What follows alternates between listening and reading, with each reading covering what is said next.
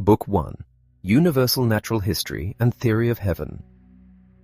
In a gesture of profound humility and submissive respect, the work opens with an address to the most serene and mighty monarch, Frederick, King of Prussia.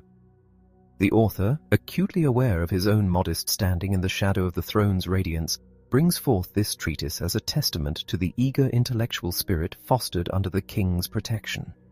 It is presented as a humble offering, a token of a subject's earnest desire to serve the fatherland and to emulate the scientific advancements of other nations, all while hoping to secure the gracious goodwill of his sovereign. Moving into the foundational thoughts that precede the main inquiry, a profound sense of the inherent danger and immense difficulty of the task is established. To seek out the systematic architecture that binds the farthest reaches of creation, and to deduce the mechanical principles that birthed the cosmic bodies from the primal void, is an endeavor that seems to stretch human reason beyond its natural limits. There is, moreover, a looming shadow of religious censure. To suggest that nature, left to its own inherent laws, could forge the breathtaking order of the heavens might appear as a dangerous presumption, an invitation to accusations of atheism by seemingly stripping the Creator of his direct miraculous involvement. Yet, despite these formidable intellectual and theological obstacles, a resolute intellectual courage takes hold. The author embarks on this perilous voyage fortified by a profound conviction in the infallibility of divine truth, confident that a genuine inquiry into nature cannot ultimately conflict with true faith.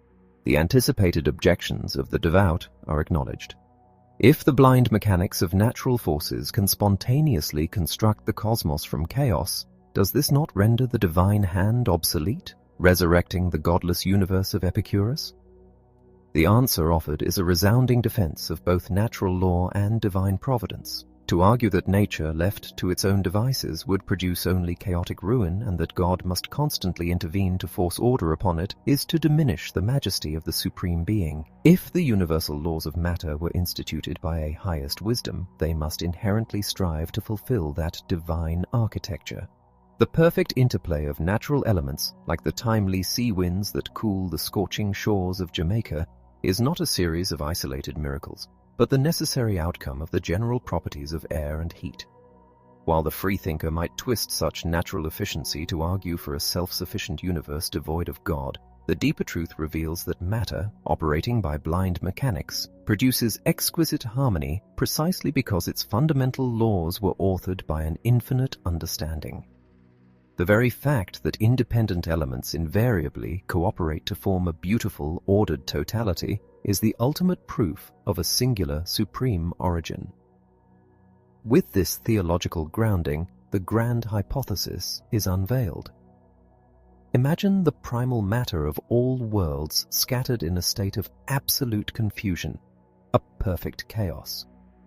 Through the fundamental laws of attraction and repulsion, this unformed mass begins to organize itself. Without invoking arbitrary fictions or continuous miracles, a magnificent cosmic order naturally unfolds. The fear of echoing the atheistic cosmogonies of Epicurus or Democritus is dispelled. The ancients relied on the absurd premise of blind chance and the random swerving of atoms. In contrast, this vision recognizes matter as bound to necessary laws that inevitably yield perfection, proving that nature, even in its most chaotic infancy, is subject to the supreme design of a ruling first cause. But can the human mind, which stumbles over the biological intricacies of a single caterpillar, truly comprehend the genesis of the stars? The paradox is resolved by recognizing the sublime simplicity of the heavens. The cosmic bodies are vast, spherical masses moving through empty space, their motions determined by clear, calculable forces. The origin of a planetary system, governed solely by the attraction of matter, presents a far simpler mechanical problem than the organic mysteries of the smallest insect. Give the philosopher matter, and he will demonstrate how a world is born. Inspired by the astronomical insights of thinkers like Thomas Wright and the observations of Maupertuis, the inquiry turns its gaze toward the Milky Way. The heavens are not a random scattering of lights, but a structured totality. To grasp this, one must first understand the fundamental mechanics of the Newtonian universe. 6 planets and their moons orbit the central sun, locked in perpetual motion by 2 balancing forces: the projectile impetus that would hurl them into the infinite void, and the gravitational pull that constantly draws them back toward the solar center. This delicate equilibrium shapes their elliptical paths, while the shared plane of their orbits reveals a profound, underlying systematic arrangement. This localized order within the solar system serves as a key to unlocking the macrocosm. The Milky Way, that luminous band of densely packed stars, is not a mere celestial accident. It is the visible evidence of a colossal systematic arrangement of suns. Just as our planets orbit roughly on a single plane, the fixed stars of our galaxy are oriented along a vast common plane stretching across the infinite expanse. Because our solar system resides within this very plane, we look along its dense cross-section, perceiving it as a continuous river of starlight. The stars outside this band are simply those that deviate from the central plane, acting as the comets of this higher cosmic order. Furthermore, this magnificent galactic system is not static. The immense gravitational attraction shared among these countless suns would eventually pull them into a single catastrophic cluster if they were not balanced by an orbital motion. Therefore, the fixed stars must be in motion, vast, slow orbits around a distant, common center of gravity. Their apparent stillness is merely an illusion born of our fleeting human lifespans and the staggering distances involved. The vision then expands to an even more awe-inspiring scale. In the deepest recesses of the heavens, faint elliptical patches of pale light have been observed, the so-called nebulous stars. These are not single, massive spheres of dim fire, but other Milky Ways, entire island universes located at distances so unfathomable that their billions of blazing suns blur into a single milky smudge. They echo the shape and structure of our own galaxy, proving that creation is an infinite hierarchy of systems. Our sun is but a speck in the Milky Way, and the Milky Way is but one link in an endless chain of starry archipelagos, an abyss of true infinity that overwhelms the imagination and testifies to the boundless creative power of the divine. Even within our own solar neighborhood, the systematic harmony hints at unseen connections. The planets nearest the sun trace nearly perfect circles, but as the distance increases, the orbits become increasingly stretched and eccentric, as seen in Saturn. This gradual escalation of eccentricity suggests a natural bridge between the orderly planets and the wild, wandering comets. It stands to reason that beyond Saturn there may exist yet undiscovered planets, their paths so elongated that they blur the line between planetary and cometary bodies, completing the grand, unbroken continuum of the celestial mechanics. Book 1. Universal Natural History and Theory of Heaven. In a gesture of profound humility and submissive respect, the work opens with an address to the most serene and mighty monarch, Frederick, King of Prussia. The author, acutely aware of his own modest standing in the shadow of the throne's radiance, brings forth this treatise as a testament to the eager intellectual spirit fostered under the king's protection.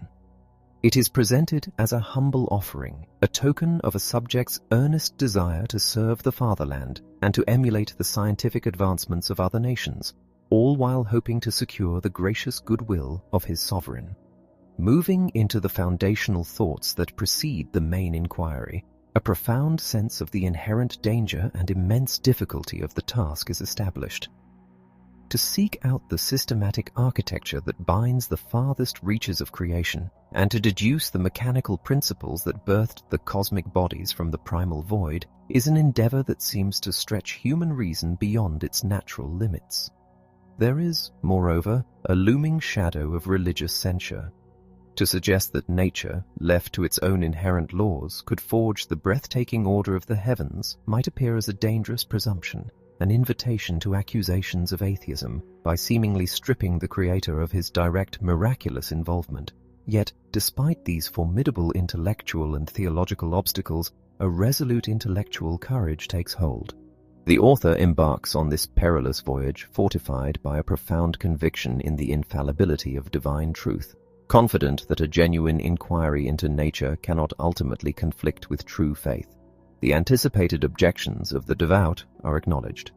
If the blind mechanics of natural forces can spontaneously construct the cosmos from chaos, Does this not render the divine hand obsolete, resurrecting the godless universe of Epicurus?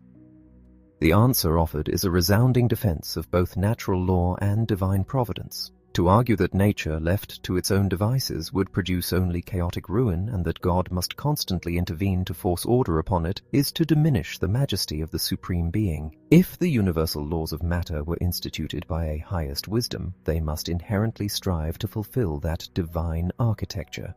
The perfect interplay of natural elements, like the timely sea winds that cool the scorching shores of Jamaica, is not a series of isolated miracles, but the necessary outcome of the general properties of air and heat. While the freethinker might twist such natural efficiency to argue for a self-sufficient universe devoid of God, the deeper truth reveals that matter, operating by blind mechanics, produces exquisite harmony precisely because its fundamental laws were authored by an infinite understanding. The very fact that independent elements invariably cooperate to form a beautiful, ordered totality is the ultimate proof of a singular, supreme origin. With this theological grounding, the grand hypothesis is unveiled. Imagine the primal matter of all worlds scattered in a state of absolute confusion, a perfect chaos.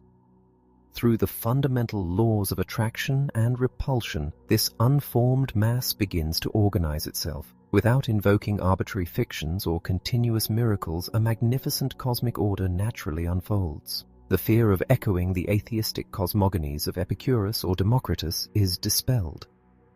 The ancients relied on the absurd premise of blind chance and the random swerving of atoms.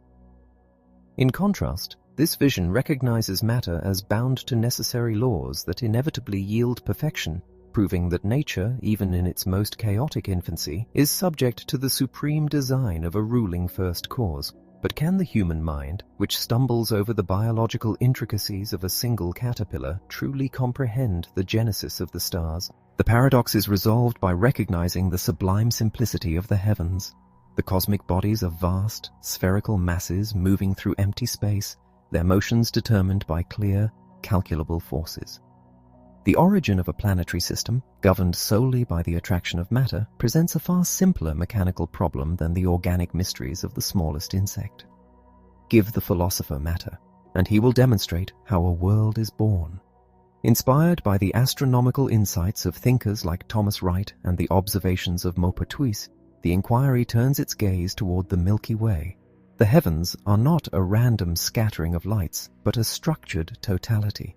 To grasp this, one must first understand the fundamental mechanics of the Newtonian universe. 6 planets and their moons orbit the central sun, locked in perpetual motion by 2 balancing forces: the projectile impetus that would hurl them into the infinite void, and the gravitational pull that constantly draws them back toward the solar center. This delicate equilibrium shapes their elliptical paths, while the shared plane of their orbits reveals a profound, underlying systematic arrangement.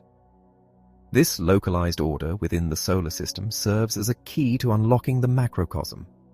The Milky Way, that luminous band of densely packed stars, is not a mere celestial accident. It is the visible evidence of a colossal systematic arrangement of suns. Just as our planets orbit roughly on a single plane, the fixed stars of our galaxy are oriented along a vast common plane stretching across the infinite expanse. Because our solar system resides within this very plane, we look along its dense cross-section, perceiving it as a continuous river of starlight. The stars outside this band are simply those that deviate from the central plane, acting as the comets of this higher cosmic order. Furthermore, this magnificent galactic system is not static. The immense gravitational attraction shared among these countless suns would eventually pull them into a single catastrophic cluster if they were not balanced by an orbital motion. Therefore, the fixed stars must be in motion, vast, slow orbits around a distant, common center of gravity. Their apparent stillness is merely an illusion born of our fleeting human lifespans and the staggering distances involved. The vision then expands to an even more awe-inspiring scale. In the deepest recesses of the heavens, faint, elliptical patches of pale light have been observed, the so-called nebulous stars. These are not single, massive spheres of dim fire, but other Milky Ways, entire island universes located at distances so unfathomable that their billions of blazing suns blur into a single milky smudge. They echo the shape and structure of our own galaxy, proving that creation is an infinite hierarchy of systems. Our sun is but a speck in the Milky Way, and the Milky Way is but one link in an endless chain of starry archipelagos, an abyss of true infinity that overwhelms the imagination and testifies to the boundless creative power of the divine. Even within our own solar neighborhood, the systematic harmony hints at unseen connections. The planets nearest the sun trace nearly perfect circles, but as the distance increases, the orbits become increasingly stretched and eccentric, as seen in Saturn. This gradual escalation of eccentricity suggests a natural bridge between the orderly planets and the wild, wandering comets. It stands to reason that beyond Saturn there may exist yet undiscovered planets, their paths so elongated that they blur the line between planetary and cometary bodies, completing the grand, unbroken continuum of the celestial mechanics. The inquiry now penetrates the profoundest mystery of the celestial architecture, the mechanical origin of the planetary structure itself. When we observe the solar system, two distinct and seemingly contradictory realities confront us. On the one hand, there is a breathtaking harmony. 6 planets and their moons orbit the sun in the same direction, following paths that lie almost perfectly along the sun's equatorial plane. Such uniform motion strongly suggests that a single pervasive material cause once swept through the entirety of this space, guiding all these bodies into a synchronized cosmic dance. On the other hand, the vast spaces between these planets are now entirely empty. There is no swirling fluid or cosmic ether to carry them along. They move through a silent void. Faced with this paradox, the great Isaac Newton found himself at an impasse. Unable to locate a material cause in the empty vacuum of space, he concluded that the hand of God must have directly placed the planets in their perfectly tuned orbits. But to invoke a continuous miracle where the laws of nature should suffice is to surrender the highest capacities of human reason. There is a grander, more scientifically elegant solution that reconciles the empty void of the present with the harmonious motions of the spheres, a theory that discovers the divine not in arbitrary intervention, but in the magnificent self-organizing potential of matter itself. Imagine a time before the planets were formed, at the very dawn of creation. The entire expanse of the solar system was not empty, but filled with the primordial essence of all cosmic bodies, broken down into its absolute fundamental elements. This was the original unformed chaos. In this absolute stillness, nature held within its raw materials the divine seed of its future perfection.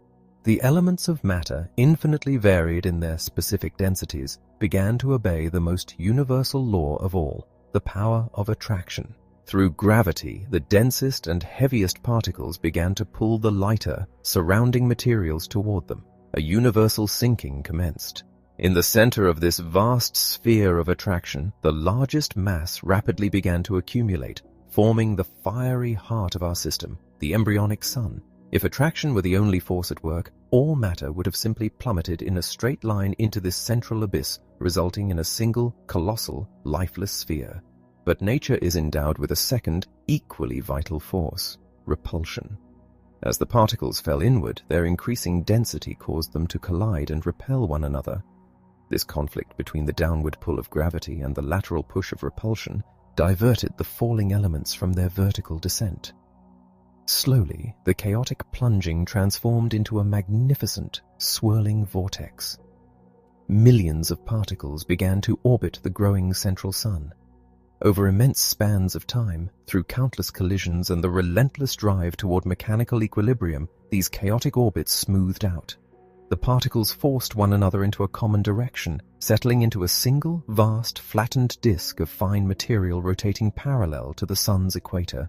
Within this colossal spinning nebula, the planetary bodies were born. In the calm of these parallel orbits, particles traveling at similar distances from the Sun possessed nearly identical velocities. Gently drawn together by their own localized gravity, they accreted into larger and larger spheres. Because these nascent planets assembled themselves from matter that was already orbiting in a flattened plane and in a uniform direction, the fully formed worlds inherited this exact motion. Thus, the near-circular orbits and the shared ecliptic plane of the planets are not the result of an inexplicable miracle, but the necessary, inevitable consequence of the mechanical laws of nature unfolding from chaos.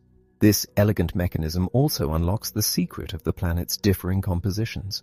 As the original chaos sorted itself out, the heavier, denser elements, possessing a greater specific weight, plunged deeper toward the Sun before the forces of repulsion could bend their paths into stable orbits. The lighter, more volatile elements, however, were more easily deflected and settled into orbits far from the solar center. Consequently, a magnificent statistical law governs the cosmos. The density of the planets decreases the further they are from the Sun. Mercury and Venus are dense, heavy worlds, while Saturn and Jupiter are vast, lighter spheres. Yet a fascinating paradox emerges at the very center. The Sun itself, the anchor of the entire system, is significantly less dense than the rocky planets that orbit closest to it. Why should the central body be lighter? The answer lies in the nature of its formation. The inner planets accreted from a refined selection of the heaviest elements that managed to arrest their fall just short of the center. The Sun, however, is the great cosmic crucible that absorbed everything else. The vast, overwhelming majority of the original nebula's lighter, volatile gases that lacked the momentum to maintain an orbit. The Sun is a magnificent mixture of all materials without distinction, dominated by the expansive, fiery elements that fuel its eternal blaze. Furthermore, the size of the planets is dictated by the vastness of the space from which they gathered their material. The outer planets, orbiting at immense distances, draw from a vastly larger circumference of the primordial disk than the inner planets. Thus, Jupiter and Saturn swelled to colossal proportions. Yet this growth is not merely a function of distance. It is a delicate cosmic competition. A massive world like Jupiter casts a tremendous gravitational shadow, aggressively sweeping up the material in its vicinity and starving its neighbors. This explains why Mars, despite being further from the Sun than the Earth, is significantly smaller. Its development was stunted by the overwhelming proximity of the Jovian giant, which ruthlessly cannibalized the material that by right of distance should have belonged to the Martian sphere. This exquisite harmony confirms the profound adequacy of a purely mechanical genesis for the celestial bodies. To truly grasp the magnitude of this primordial process, one must pause to consider the state of the cosmic material before the planets coalesced. Imagine the unimaginable vastness of the space stretching from the Sun out to the orbit of Saturn. If all the solid matter that now constitutes the planets and their moons were broken down and diffused evenly throughout this colossal volume, how thin would this primordial fog be? Calculations reveal that this original, unformed chaos was unimaginably ethereal, millions of times less dense than the very air we breathe. This extreme thinness was not a flaw, but a necessary perfection. It allowed the primal particles complete freedom of motion, minimizing resistance and permitting the delicate, rule-governed dance of attraction and repulsion to weave the tapestry of the solar system without the chaotic friction that a denser medium would have imposed. A remarkable confirmation of this shared origin lies in the total density of the planetary matter. If one were to grind up all the planets and mix them together, the resulting mass would possess a density almost exactly equal to that of the Sun itself, a statistical echo of their common, unified origin. As the mind journeys further out from the Sun, it encounters the wandering phantoms of the deep, the comets. The human imagination has long painted these celestial nomads as entirely alien, casting them as omens of doom or harbingers of divine wrath. Yet nature abhors sudden leaps. She weaves her grandest designs through imperceptible gradations. Comets are not a separate, monstrous species of celestial body. They are the natural, inevitable culmination of the planetary continuum. The fundamental distinction between a planet and a comet lies entirely in the eccentricity of its orbit. Near the Sun, the dense, fast-moving material achieved a near-perfect equilibrium, settling into neat circular paths. But in the desolate, freezing frontiers of the solar system, the raw material was drastically thinned out, and the sun's gravitational command was faint. The particles suspended in these remote abysses could not assemble the momentum necessary to forge a perfectly circular orbit. As they fell inward, their paths were stretched and warped into the elongated eccentric ellipses that define the cometary voyage. Thus, a beautiful, unbroken law governs the heavens. Orbital eccentricity increases with distance from the central fire. The further a cosmic body is born from the sun, the more its path resembles that of a comet. It is this extreme eccentricity that gives birth to the comet's legendary tale. When these frozen wanderers plunge from the highest reaches of the cosmic vault down into the scorching proximity of the sun, their volatile, lightweight materials, the very elements that were cast out to the solar system's edges during the primal sorting, are violently vaporized, trailing behind them as a spectral banner of illuminated mist. Furthermore, because these distant materials were so weakly bound to the sun's equatorial plane, comets are not confined to the narrow, orderly zodiac where the planets reside.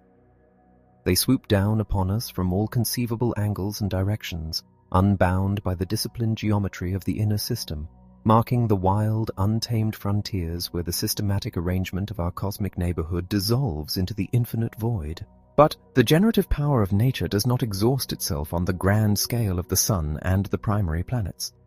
The very same mechanical laws that sculpted the solar system operate with equal majesty on a smaller stage, birthing the moons and dictating the rotation of the planets. As a massive world like Jupiter or Saturn swelled in the primordial nebula, its growing gravitational might carved out a local sphere of influence. Within this localized domain, the planet acted as a surrogate sun. It drew in the surrounding dust and gas, creating a miniature, swirling vortex. Out of this secondary disk of orbiting material, the moons condensed, destined to circle their parent planet on a shared plane and in the same direction, echoing the macrocosmic waltz of the planets around the sun. This localized gravitational sweep also answers one of the most profound questions of planetary physics: the origin of axial rotation.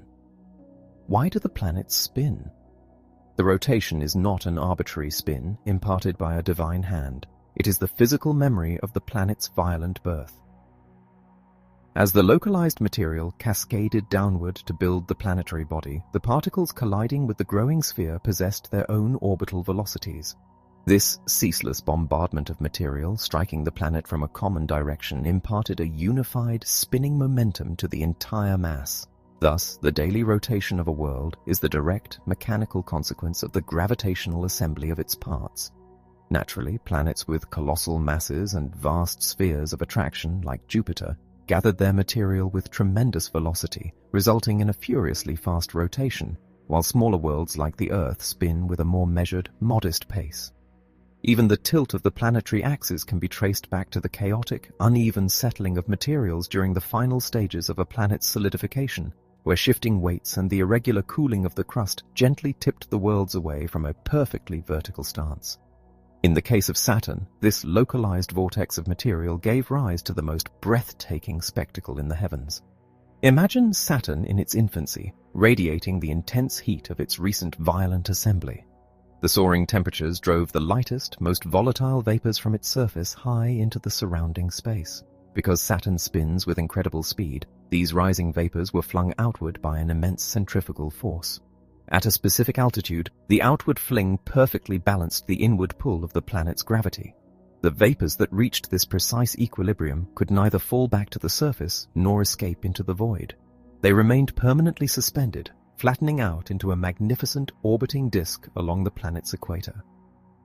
As Saturn gradually cooled and the violent upwelling of gases ceased, this suspended material was left behind as an eternal monument to the planet's fiery youth, a solid, luminous ring entirely detached from the world it circles. This elegant, purely mechanical explanation strips away the need for miraculous interventions, revealing that nature, operating blindly through the laws of attraction and repulsion, is inherently pregnant with such sublime beauty. To fully appreciate the majesty of this mechanical explanation for Saturn's ring, one must observe how it unlocks secrets that have otherwise eluded the telescope's gaze. Because the orbiting vapors were originally imparted with the spinning momentum of the planet's equator, The speed of the ring's innermost edge perfectly mirrors the velocity of Saturn's surface.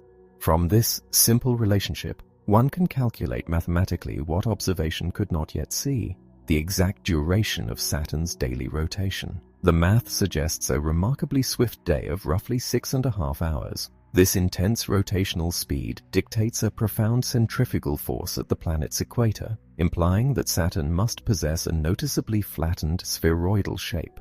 The delicate equilibrium of gravity and momentum orchestrates this entirely, proving that once matter is set in motion by divine natural law, it naturally gives rise to the most intricate architectural wonders. Yet a fascinating mechanical peril threatens the ring's existence. According to the laws of central forces, the particles on the inner edge must orbit significantly faster than those on the outer frontier. If the ring were a single, unbroken sheet of interconnected vapor, the slower outer regions would continuously drag against the faster inner regions, causing a chaotic friction that would inevitably tear the structure apart, raining the inner vapors back down upon the planet and scattering the outer vapors into the void. Nature, however, solves this crisis through a brilliant, self-adjusting mechanism. The varying velocities force the vaporous disk to separate into a series of distinct concentric bands, separated by empty gaps. This division preserves the harmony of the whole, allowing each band to glide freely at its own ordained speed without destroying its neighbor. Permit the imagination, fueled by these celestial mechanics, to wander toward an extraordinary, albeit speculative, thought. What if our own Earth once possessed such a ring? In its primordial fiery infancy, the Earth, too, might have expelled a vast canopy of watery vapors that settled into a luminous orbit around its equator. Such a canopy would have bathed the early world in a perpetual paradisiacal twilight, perhaps explaining the biblical waters above the firmament. But if a passing comet disrupted this delicate gravitational balance, or if the vapors suddenly condensed, this magnificent ring would have shattered, plunging downward in a catastrophic, unnatural deluge. This catastrophic collapse would perfectly account for the Great Flood, a terrifying instrument of divine justice that drowned the ancient world. When the skies finally cleared, the disappearance of this pale, overarching ring gave way to the first rains of the modern era, out of which the rainbow emerged, a new, enduring covenant painted upon the clouds. While such thoughts walk the border of bold poetry and physics, they illustrate the boundless, harmonious possibilities that mechanical laws offer to the reverent mind. From the localized wonder of planetary rings, the inquiry shifts its gaze toward the heart of the system, the sun itself, and the ethereal glow known as the zodiacal light. Just as Saturn expelled vapors to form its ring, the relentless, blazing heat of the solar surface continuously drives the lightest, most volatile particles high into the surrounding vacuum. Because the sun also rotates, these ascending vapors are gently coaxed toward the solar equatorial plane, where they accumulate to form a vast, flattened disk of faint, illuminated mist. However, unlike Saturn's ring, which is sustained purely by the velocity of planetary rotation, the sun spins far too slowly for centrifugal force to keep these vapors permanently suspended. Instead, it is the fierce, repulsive outward pressure of the sun's own radiant beams that props up this immense atmospheric halo, preventing it from collapsing back into the solar fires. As the mind steps back to behold this systematic perfection, the planets, the moons, the comets, and the central fires all woven together from chaotic dust by a few simple, infallible laws, a staggering realization dawns. If the fundamental forces of attraction and repulsion operate without limit, then the same mechanical principles that sculpted our solar system must govern the entire infinite abyss of space. The Milky Way is merely a macrocosm of the planetary system, a colossal, rotating disk of stars, bound to a common plane and orbiting a shared, distant center of gravity. And, beyond our galaxy, those pale, elliptical smudges of light observed by the greatest telescopes are not mere nebulous stars, but other Milky Ways, island universes located at distances that annihilate human comprehension. Creation, therefore, is not a finite structure enclosed within a specific boundary. It is a true, boundless infinity, echoing the limitless nature of the divine essence. To imagine God's creative power exhausted upon a limited number of spheres is to insult the Almighty. Space is the infinite canvas of the divine presence, and the universe is an endless hierarchy of systems within systems. Furthermore, creation is not an event frozen in the past. It is an eternal, ongoing process. At the very center of the universe, where the primordial matter was seeded with the greatest density, the first cosmic structures rapidly collapsed into blazing suns and ordered worlds. But as one travels further from this ultimate center, the basic material is scattered more thinly, requiring millions of centuries to slowly gather its strength and forge new systems. Thus, while the central regions of the universe have long since achieved their magnificent order, the outer frontiers of space remain buried in the silent dark womb of chaos. The sphere of ordered nature is constantly expanding outward, conquering the void step by step, awakening the sleeping dust into new galaxies. Millions of centuries from now, new worlds will be born in regions of space where currently only absolute stillness reigns. Creation is never complete. It is forever busy, forever fertile, ceaselessly unfolding the majestic plan of the highest wisdom. Yet, alongside this eternal birth, there is also inevitable death. The cosmic machine, despite its profound stability, is subjected to the slow, inescapable friction of time. Over unimaginable epochs, the orbital momentum of the planets and stars will gradually decay. As their forward velocities falter, the relentless pull of gravity will inevitably draw them inward. World by world, system by system, they will fall back into the central suns that birthed them. This collapse will ignite a catastrophic, unimaginable inferno, an apocalyptic blaze fueled by the collision of entire planetary systems. But nature does not grieve this destruction. Just as a single cold night claims the lives of 1 million insects only for the spring to birth millions more, the universe sacrifices old, exhausted worlds with a lavish indifference, knowing its fertility is inexhaustible. In fact, this very apocalypse contains the seeds of a glorious resurrection. The terrifying intensity of this cosmic conflagration will atomize the ruined worlds, dissolving them back into their most volatile primordial elements. Driven by the supreme heat and expansive force of the central fire, these liberated particles will be violently blasted outward, once again filling the empty vastness of space with raw, chaotic mist. Out of this newly scattered dust, the forces of attraction and repulsion will resume their ancient dance. The vortexes will form anew, the stars will reignite, and a fresh, vibrant universe will rise, like a magnificent phoenix from the ashes of the old. Thus, through an endless cycle of birth, decay, and fiery rebirth, the cosmos achieves true immortality, serving as an eternal, ever-changing monument to the infinite being whose laws govern both the cradle and the grave of worlds.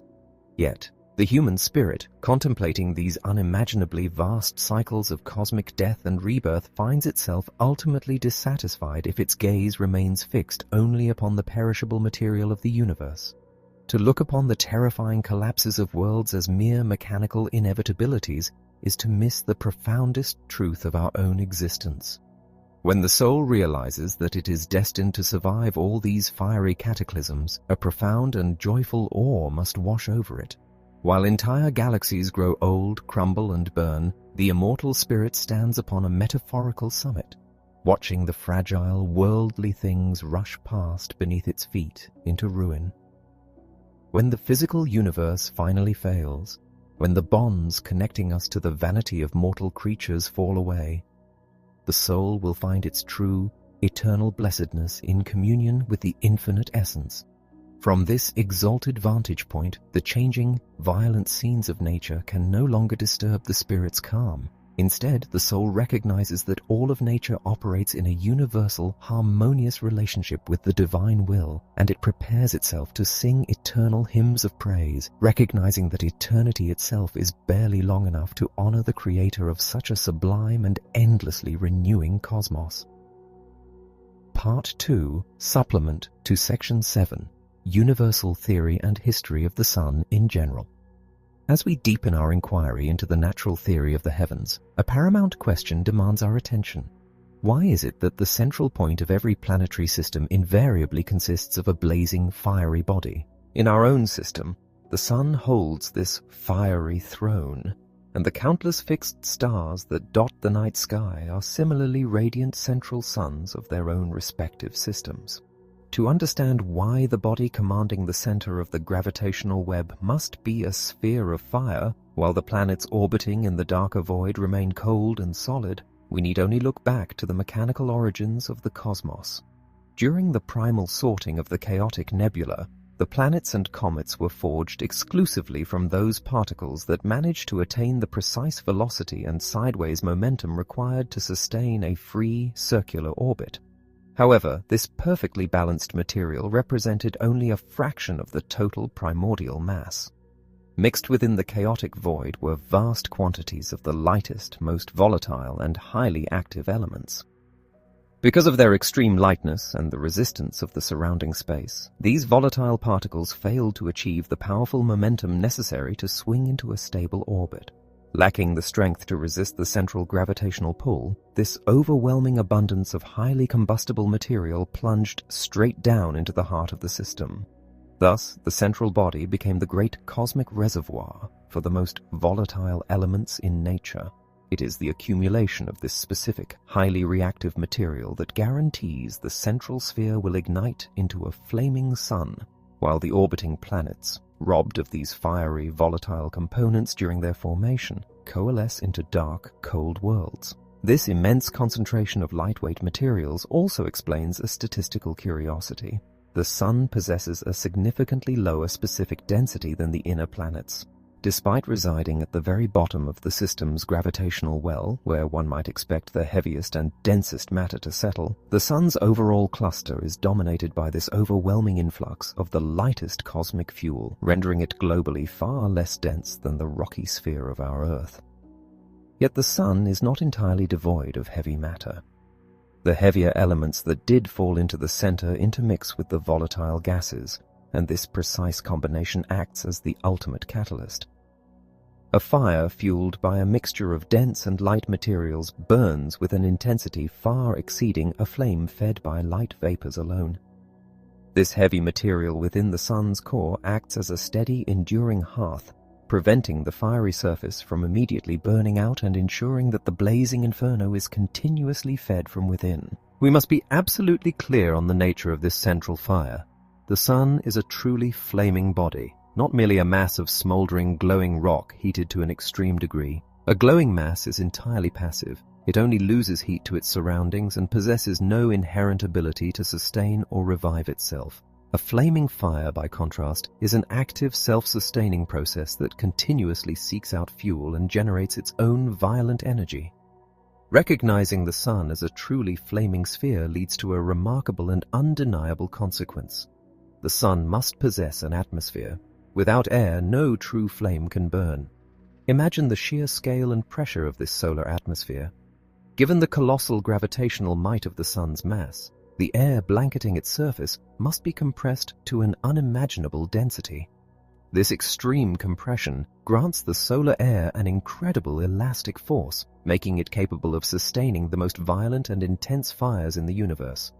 Within this dense atmosphere, titanic weather systems operate.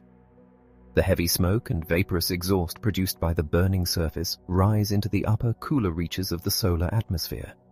There they condense and crash back down upon the surface in terrifying torrential rains of liquid pitch and boiling sulfur, constantly supplying fresh fuel to the roaring flames. This atmosphere is also racked by solar winds of an intensity that dwarfs human comprehension. If a localized region of the Sun's surface begins to choke under the weight of its own suffocating exhaust, the flames may temporarily dim. The air above cools and contracts, creating a massive atmospheric void. Instantly, surrounding air rushes into this depression with apocalyptic force, sweeping away the suffocating smoke and violently reigniting the extinguished region. Yet, even this magnificent life-giving torch bears the inescapable mark of mortality. A flaming fire relentlessly consumes the elastic air that sustains it. Although the Sun's internal caverns may hold vast, hidden reserves of air-rich materials, similar to saltpeter, that periodically burst open to revive the waning flames, this supply is not infinite. Furthermore, The lightest and most volatile exhaust is permanently driven away by the radiation, escaping into the void to form the zodiacal light, never to return. Meanwhile, the incombustible remnants, the dead ashes of the solar fires, slowly accumulate upon the surface. Eventually, after unimaginable epochs, the lack of breathable air and the smothering weight of these ashes will extinguish the flames entirely. The sun will die, and an eternal, freezing darkness will claim the center of the once vibrant planetary system, fulfilling the inescapable cosmic law of decay. If we dare to picture this burning world at close range, the mind recoils at the terrifying majesty of the scene. We would witness boundless, roaring oceans of fire hurling their flames into the heavens, whipped into a frenzy by frantic atmospheric storms. These fiery seas overflow their bounds, swallowing the higher regions of the solar landscape. Colossal, burned-out mountains of dark rock thrust their jagged peaks above the blazing chasms. As the fiery tides rise and fall around these black islands, they create the shifting phenomenon we observe from Earth as sunspots. Dense, suffocating clouds of pitch-black smoke are violently torn apart by the winds, raining liquid fire down into the incandescent valleys below. It is a world of perpetual, shattering destruction, an apocalyptic theater of the elements that paradoxically generates the gentle, warming light necessary to sustain life and beauty on the distant planets. If every planetary system revolves around such a burning sphere, we must then ask, what of the ultimate central body of the entire universe, the gravitational anchor of the Milky Way itself? By the laws of mechanics, this supreme central point must have accumulated a mass proportional to the staggering size of the galactic system it commands. It must be a sun of inconceivable magnitude. Yet, when we look to the heavens, we do not see a single dominating superstar outshining all others. This, however, is easily explained by the tyranny of distance. Even if this central sun possessed a mass 10,000 times that of our own sun, if it were located 100 times further away than the bright star Sirius, its apparent size and brilliance would be diminished by the vast cosmic gulf, making it appear no brighter than Sirius itself. Perhaps future astronomers, armed with instruments of unprecedented power, will finally pinpoint the exact location of this majestic universal center. But what resides upon this ultimate central world? Some thinkers, driven by poetic enthusiasm, have imagined this central sun to be the literal throne of God, a physical locus of divine power that actively draws virtue toward itself and repels vice. Such a view must be firmly rejected. The Godhead is not confined to a specific physical coordinate. The infinite essence is equally and fully present in every corner of the boundless void. Instead, we must look to the physical laws of the universe to deduce the spiritual hierarchy of the cosmos. The intellectual and spiritual perfection of a reasoning creature is deeply tied to the physical material from which it is formed. Heavy, dense, and sluggish matter restricts the freedom of the soul, dulling its perceptions and rendering its thoughts slow and immobile. According to the mechanical laws of cosmic development, the heaviest and densest materials invariably sink toward the center of the system, while the finest, lightest, and most agile elements remain in the distant outer orbits. Therefore, the reasoning beings who inhabit the worlds closest to the cosmic center are burdened by the stiffest, most unyielding matter. They represent the lowest, most sluggish, and least perfect class of spiritual beings. Conversely, as we travel further outward from the gravitational center, the physical matter of the planets becomes increasingly refined and ethereal. The beings who evolve in these remote, lightweight worlds are gifted with bodies of exquisite physical subtlety, allowing their minds to operate with breathtaking clarity, agility, and spiritual freedom. Thus, the cosmos is structured as a grand, ascending stairway of spiritual perfection. At the heavy, dense center lies the baseline of intelligent existence, barely elevated above unreasoning instinct. But as the universe expands outward into the infinite distances, the spiritual capacity of its inhabitants grows on a continuous, boundless scale, moving infinitely closer to the absolute perfection of the Godhead, even if that ultimate divine excellence remains forever beyond the reach of any created being. Book 1, Universal Natural History and Theory of Heaven. Part 3, Appendix concerning the inhabitants of the stars.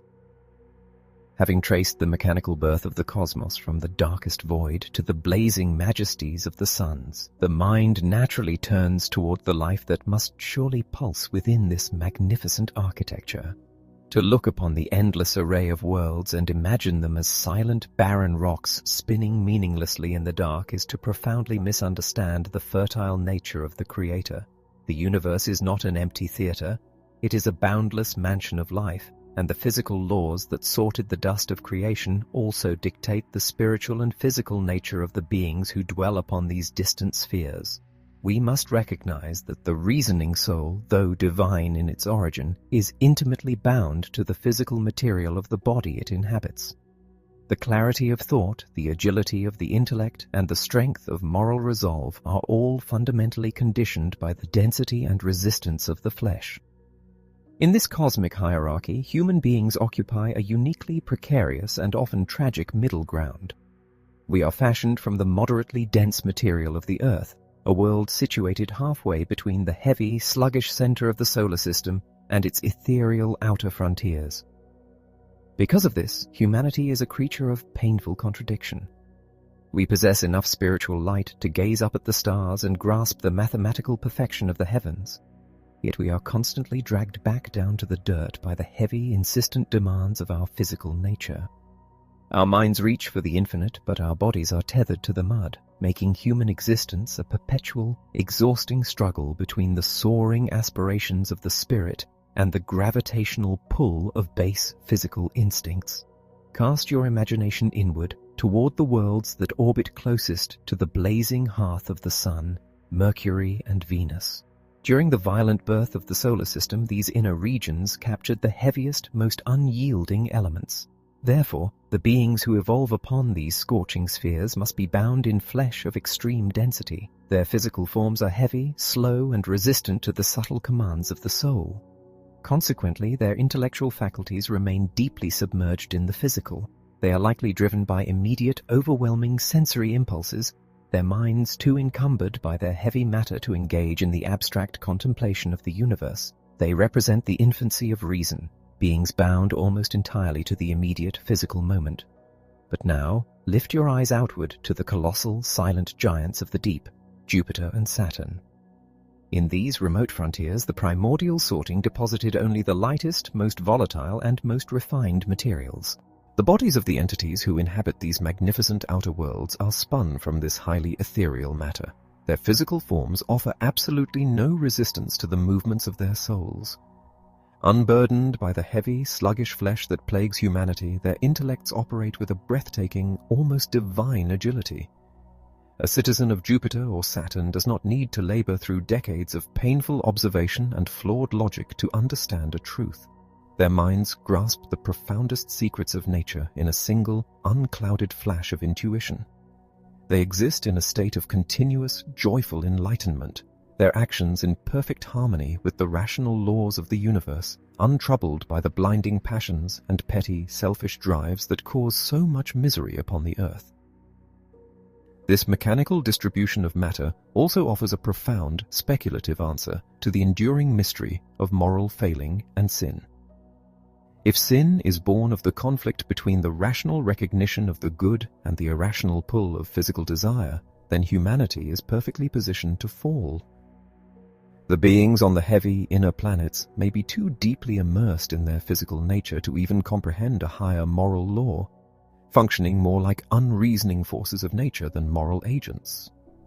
The exalted beings of the outer planets, meanwhile, are so physically refined and intellectually pure that the temptations of the flesh cannot take root in them. Their reason commands their ethereal bodies with absolute, unchallenged authority. It is only here, on the middle rungs of the cosmic ladder, where spirit and dense matter are so evenly matched, that the tragedy of moral failure becomes possible. We are the cosmic battleground. Yet this earthly struggle is not our final destination. The grand mechanical cycles of the universe whisper of a glorious eternal progression. When the human body eventually succumbs to the friction of time and the heavy earthly shell falls away, the immortal soul is not destined for a static, featureless void. The entire infinite cosmos is its rightful inheritance.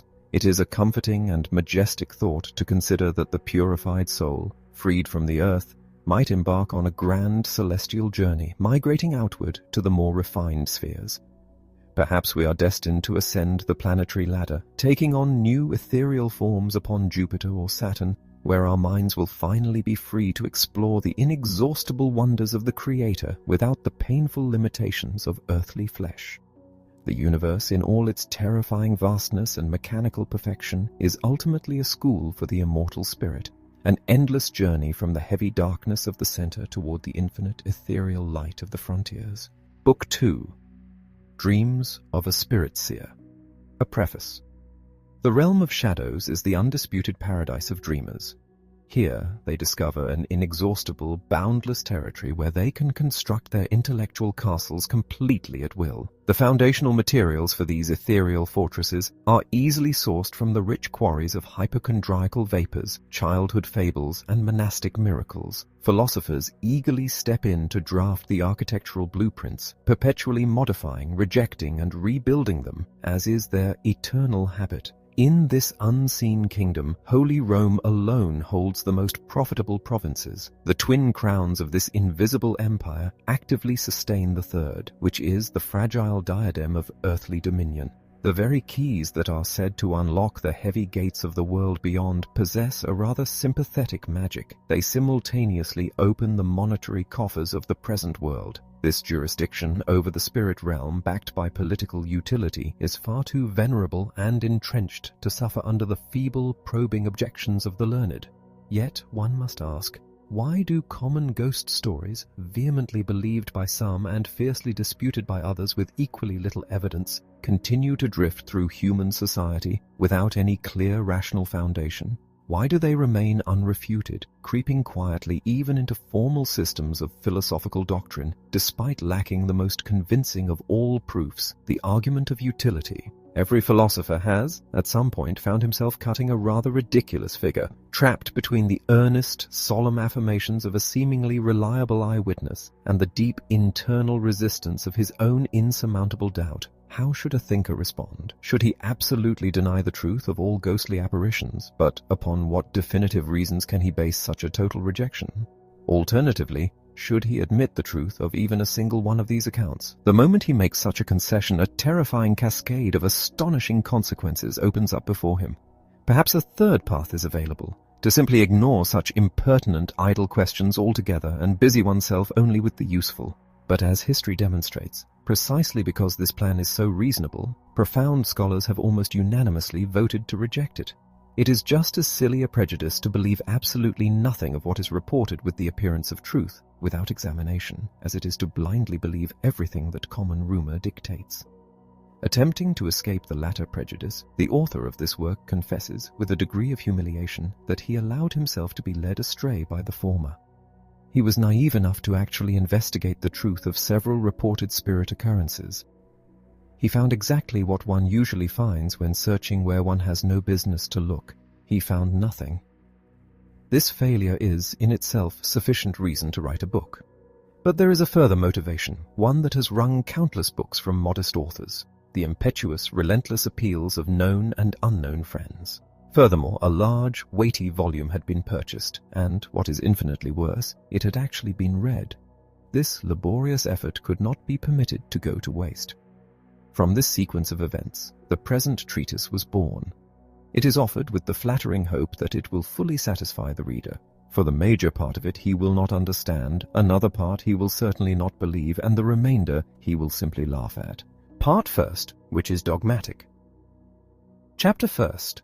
A complicated metaphysical knot which can be untied or cut according to choice.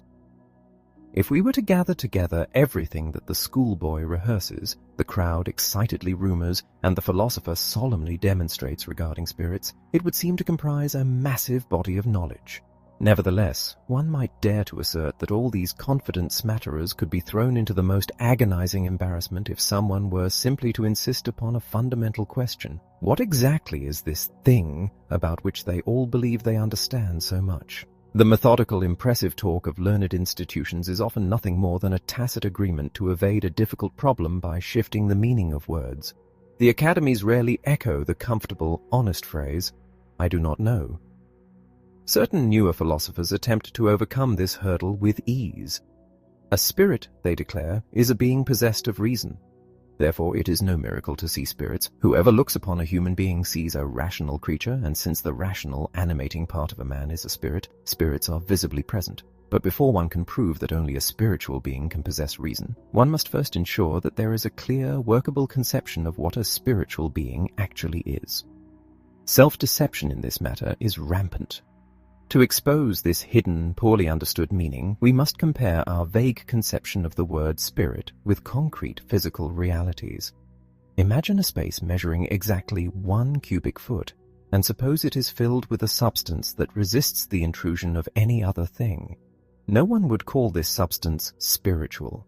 It is evidently material because it is expanded, impenetrable, and subject to the physical laws of impact and divisibility. Now, imagine a simple, indivisible being and endow it with the capacity of reason.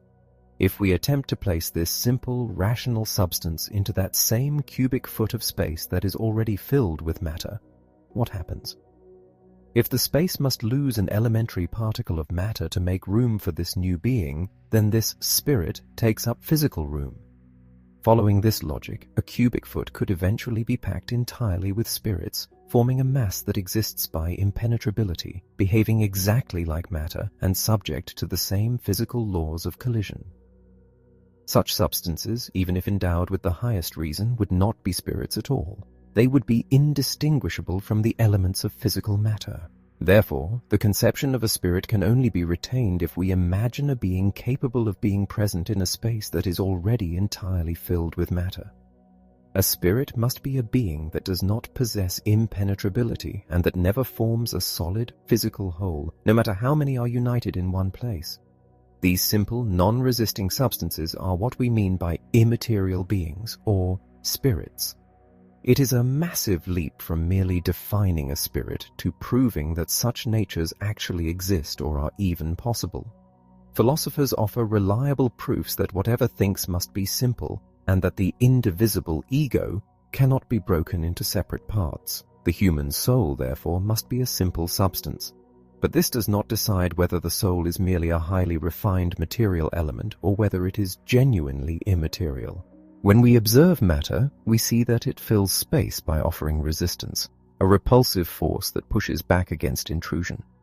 We experience this impenetrability, but we cannot truly comprehend the ultimate reason why this force exists.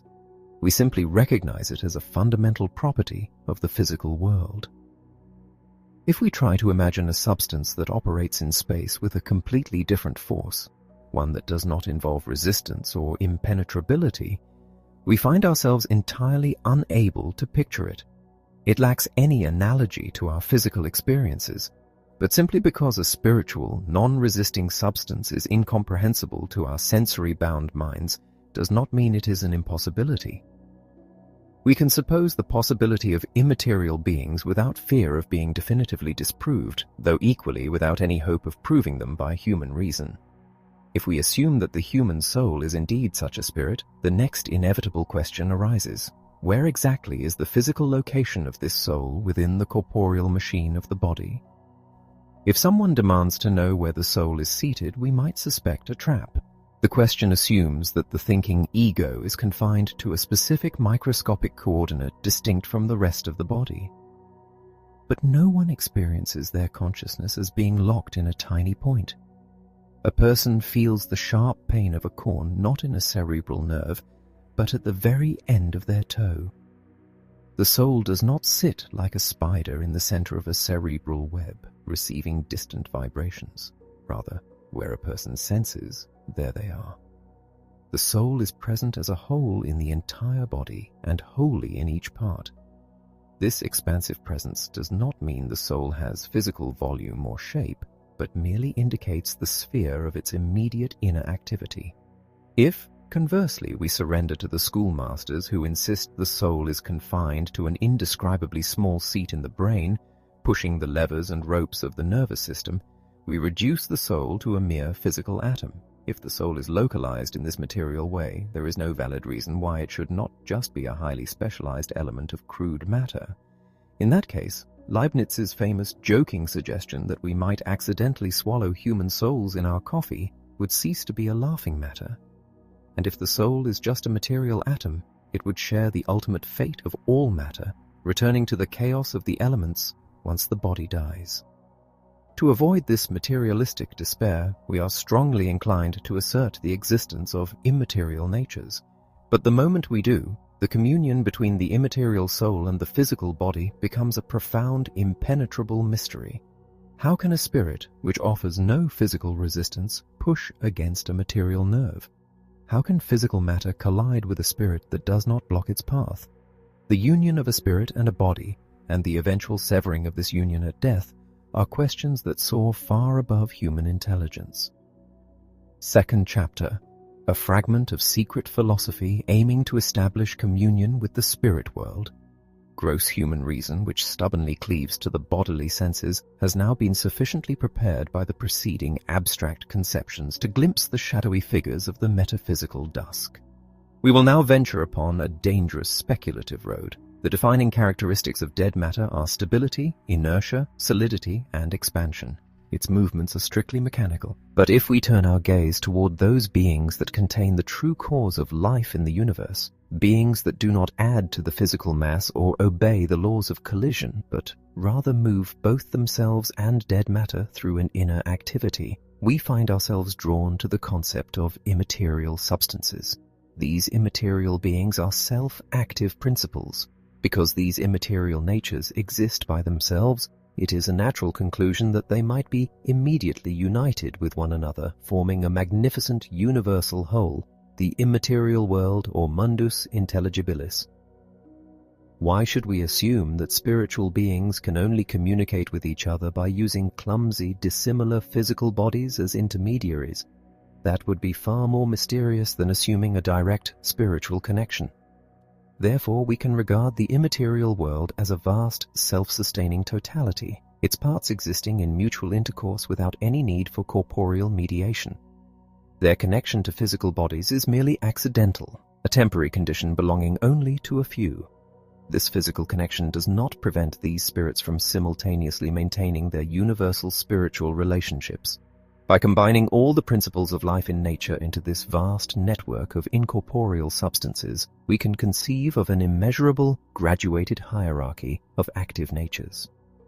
Dead matter is merely the lifeless clay that these spiritual forces animate. It is impossible to know exactly which members of nature possess this inner life.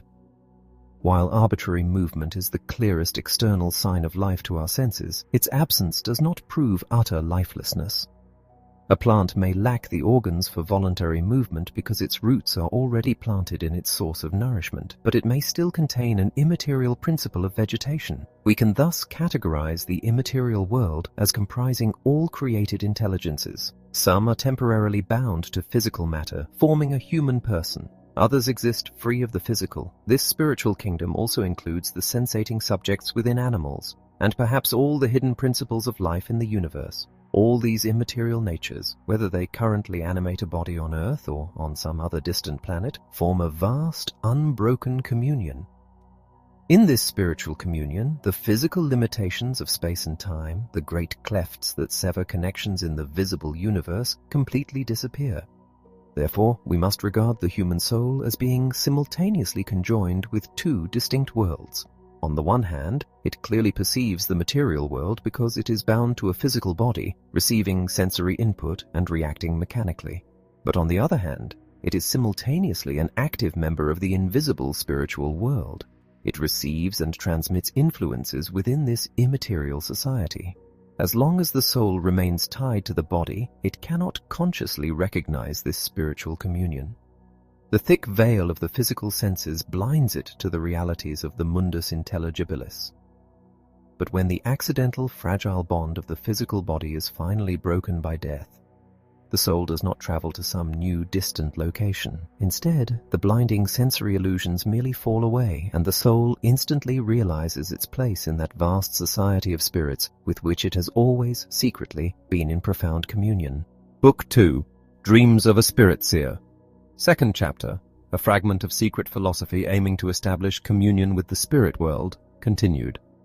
The profound consequence of this duality, the human soul existing simultaneously in the material and immaterial realms, is that these spiritual interactions remain entirely unconscious during our normal, waking, earthly life.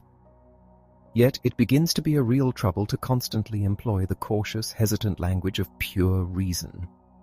It is tempting to abandon restraint and assert boldly that it is as good as demonstrated that the human soul, even in this present life, forms an indissoluble communion with all the immaterial natures of the spirit world. We might even extend this vision to suggest that spiritual natures, while lacking any immediate conscious sensation of the physical, corporeal world, can nonetheless flow directly into the souls of men. Because they are beings of kindred nature, it is likely that they maintain a continuous, mutual, albeit hidden, intercourse with humanity. We can observe the subtle echoes of this invisible communion within our own moral lives. Among the forces which move the human heart, some of the most powerful seem to originate entirely outside of the selfish ego. They are not mere instruments of private interest, rather, they incline our emotions to focus outward upon other rational beings. From this dynamic arises a profound, perpetual struggle within the mind, the conflict between the proprium, which selfishly refers everything back to itself, and the public spirit, which draws the soul toward others. When we reflect upon our needs in relation to our environment, we experience a distinct sensation of restraint, a realization that a foreign will is actively operating within us, subjecting our own desires to the condition of external consent. From this inner tension arise our moral impulses, the strict, unyielding law of duty and the gentler law of benevolence, which frequently carry us away to the complete discomfiture of our own selfishness. These secret motives reveal that we are inherently dependent upon the rule of the will of all. Thus, within the vast community of all thinking beings, there exists a profound moral unity, a systematic constitution governed by purely spiritual laws. What we casually call the sense of morality is merely the conscious manifestation of this deeper, unseen spiritual interaction. If we adopt this sweeping metaphysical vision, we need no longer be at a loss to provide apparently rational causes for the ghost stories and apparitions that so often cross the paths of philosophers. Departed souls and pure spirits can never be physically present to our external senses. However, they can act directly upon the spirit of man. When these invisible influences seep into a receptive human mind, the mind, operating according to its own natural laws of imagination, clothes these spiritual ideas in corresponding physical pictures. The spiritual influence is thus projected outward, causing the subject to perceive an object as if it were physically present in space. This deception can affect any of the senses, and, despite being mixed with incongruous fancies, it should not entirely prevent us from suspecting a genuine spiritual influence at its core. Metaphysical hypotheses possess such an immense, almost dangerous flexibility that a clever thinker can adapt this explanation to almost any ghost story, completely avoiding the polite necessity of investigating its literal truth. But if we weigh the advantages and disadvantages of a person actually being organized to perceive the invisible world, such a gift would resemble the tragic curse of Tiresias, whom Juno struck blind so that she might bestow upon him the gift of prophecy. To attain knowledge of the other world in this life seems possible only by sacrificing a portion of that vital intelligence which is absolutely necessary for navigating this present world. Even philosophers, when they turn their metaphysical telescopes toward these miraculous far-off regions, risk becoming alienated from reality. One is reminded of the blunt coachman who replied to Tycho Brahe when the great astronomer suggested navigating their carriage by the stars. "My dear master, you may be an expert as to the sky, but here on earth you are a fool." Third chapter, Anti-Kabbalah, a fragment of common philosophy aiming to abolish communion with the spirit world. Let us now descend from these dizzying metaphysical heights and return to the solid, unyielding ground of common experience. To understand the phenomena of visions and apparitions without resorting to an invisible spirit realm, we must examine the physical mechanics of human perception. When we observe a physical object, the sense impression creates a corresponding movement or vibration within the fine tissues of the brain, the so-called idea materialis. In a normal waking state, the principal difference between a genuine sensation and a mere fantasy lies in the focus of these nerve movements. In a true sensation, the lines indicating the direction of the sensory input meet outside the brain, placing the perceived object firmly in the external physical world. In a fantasy or memory, the lines indicating the direction of the movement intersect inside the brain, causing the healthy mind to easily recognize the image as an internal creation, not a present reality. But what happens if this delicate, organic mechanism is disrupted?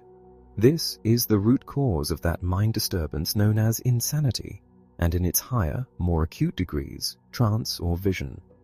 The peculiar nature of this disease is that the confused individual projects the mere objects of his internal imagination outside of himself, perceiving them as real, external presences. If an accident or illness distorts certain organs of the brain, throwing them out of equilibrium, the nerve movements accompanying a fantasy may vibrate along lines of direction that, if continued, would meet outside the brain. Consequently, the focus imaginarius is entirely displaced. The image produced by pure imagination is perceived exactly as an object actually present to the external senses. Even if this phantom is weak at first, the individual's consternation at seeing something that utterly contradicts the natural order of things quickly arouses intense attention. This focus amplifies the phantom, giving it such vividness that the deluded person cannot possibly doubt its reality. Because we possess copied images in our imagination for every sense, this organic contortion of nerve tissue can affect sight, hearing, or touch. It is no wonder then that the visionary earnestly believes he sees or hears things no one else can perceive, or that these phantoms seem intangible, melting away as suddenly as they appear, entirely unbound by the laws of physical matter. The common ghost stories floating through society rely so heavily on such characteristics that they easily justify the suspicion of originating entirely from a diseased brain. Furthermore, the very conception of a spirit that we absorb from childhood education and cultural phraseology provides a ready-made vocabulary for these delusions. A brain completely unburdened by such superstitious prejudices would not readily hatch such specific phantasms, even if it were to fall into severe illness. And because this affliction is fundamentally a deception of the senses rather than a failure of logic, the unfortunate visionary cannot be cured by rational argument. A true or apparent sense impression always precedes the judgments of reason and carries an immediate, overwhelming evidence that defies all philosophical persuasion. The conclusion drawn from this clinical, empirical perspective is highly inconvenient for the mystical theories of the preceding chapter. It renders all those deep, soaring conjectures entirely superfluous. The reader, even one who might have been ready to entertain those idealistic notions, will naturally prefer this medical explanation. It offers a much shorter, more comfortable way of judging the matter, utilizing the solid materials furnished by everyday experience rather than losing oneself in the bottomless conceptions of a speculative reason. There is always a grave risk of mockery when one seriously attempts to expound the fancies of a visionary. The philosophy found in such bad company is instantly suspect.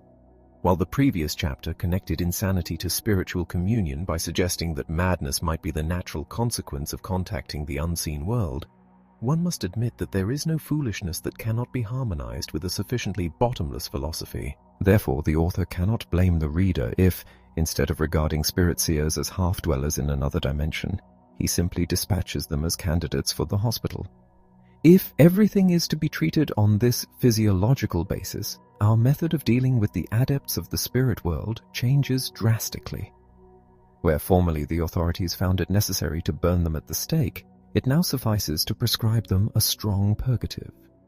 We had no need to travel into deep metaphysics to hunt for secrets in the deluded brains of dreamers.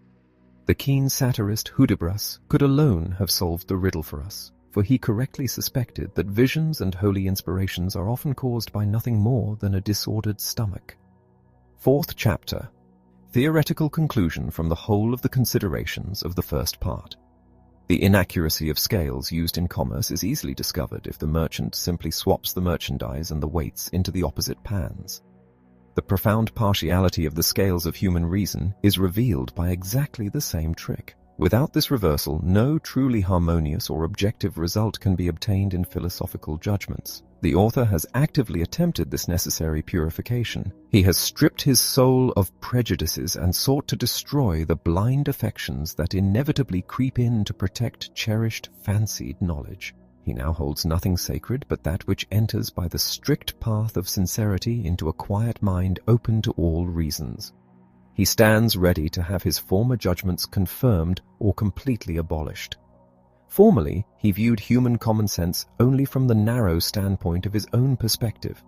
Now, he places himself in the position of a foreign reason outside of himself, observing his own judgments and their most secret causes through the critical eyes of others. While comparing these two observations produces pronounced optical parallaxes, it is the only viable method to prevent delusion and to accurately measure the true power of human knowledge. One might object that this is very serious talk for so trifling a subject as ghosts and visions, a topic that deserves to be called a plaything rather than a serious philosophical occupation. This is not entirely wrong.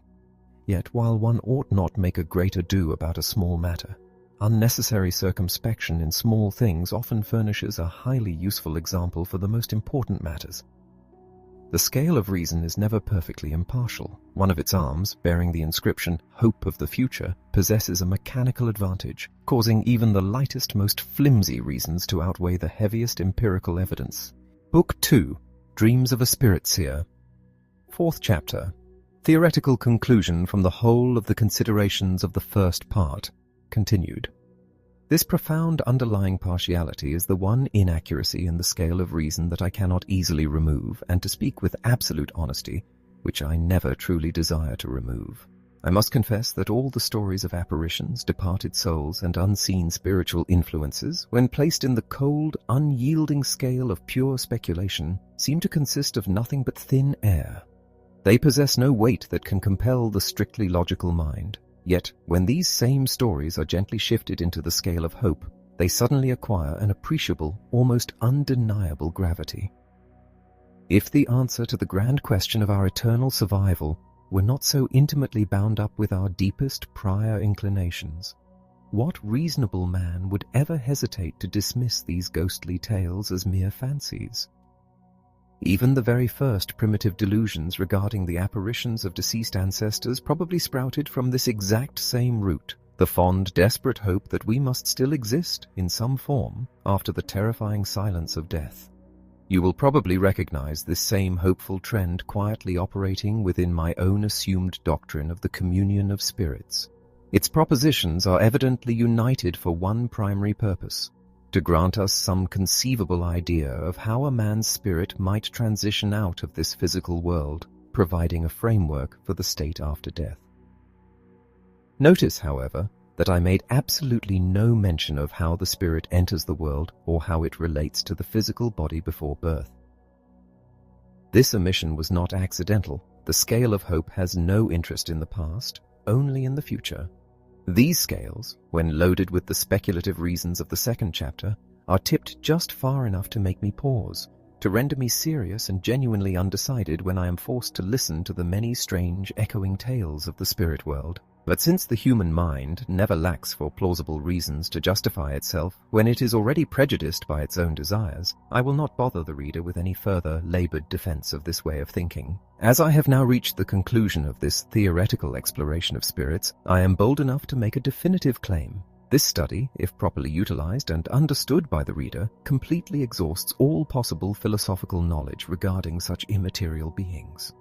In the future, men may perhaps think many new things about spirits. They may invent new vocabularies and spin new poetic webs, but they will never know anything more than what is laid out here. This assertion may sound vainglorious, for nature is infinitely complex. A single drop of water or a solitary grain of sand offers problems so multifarious that human reason could never claim to have exhausted them. But the philosophical conception of spiritual beings is entirely different.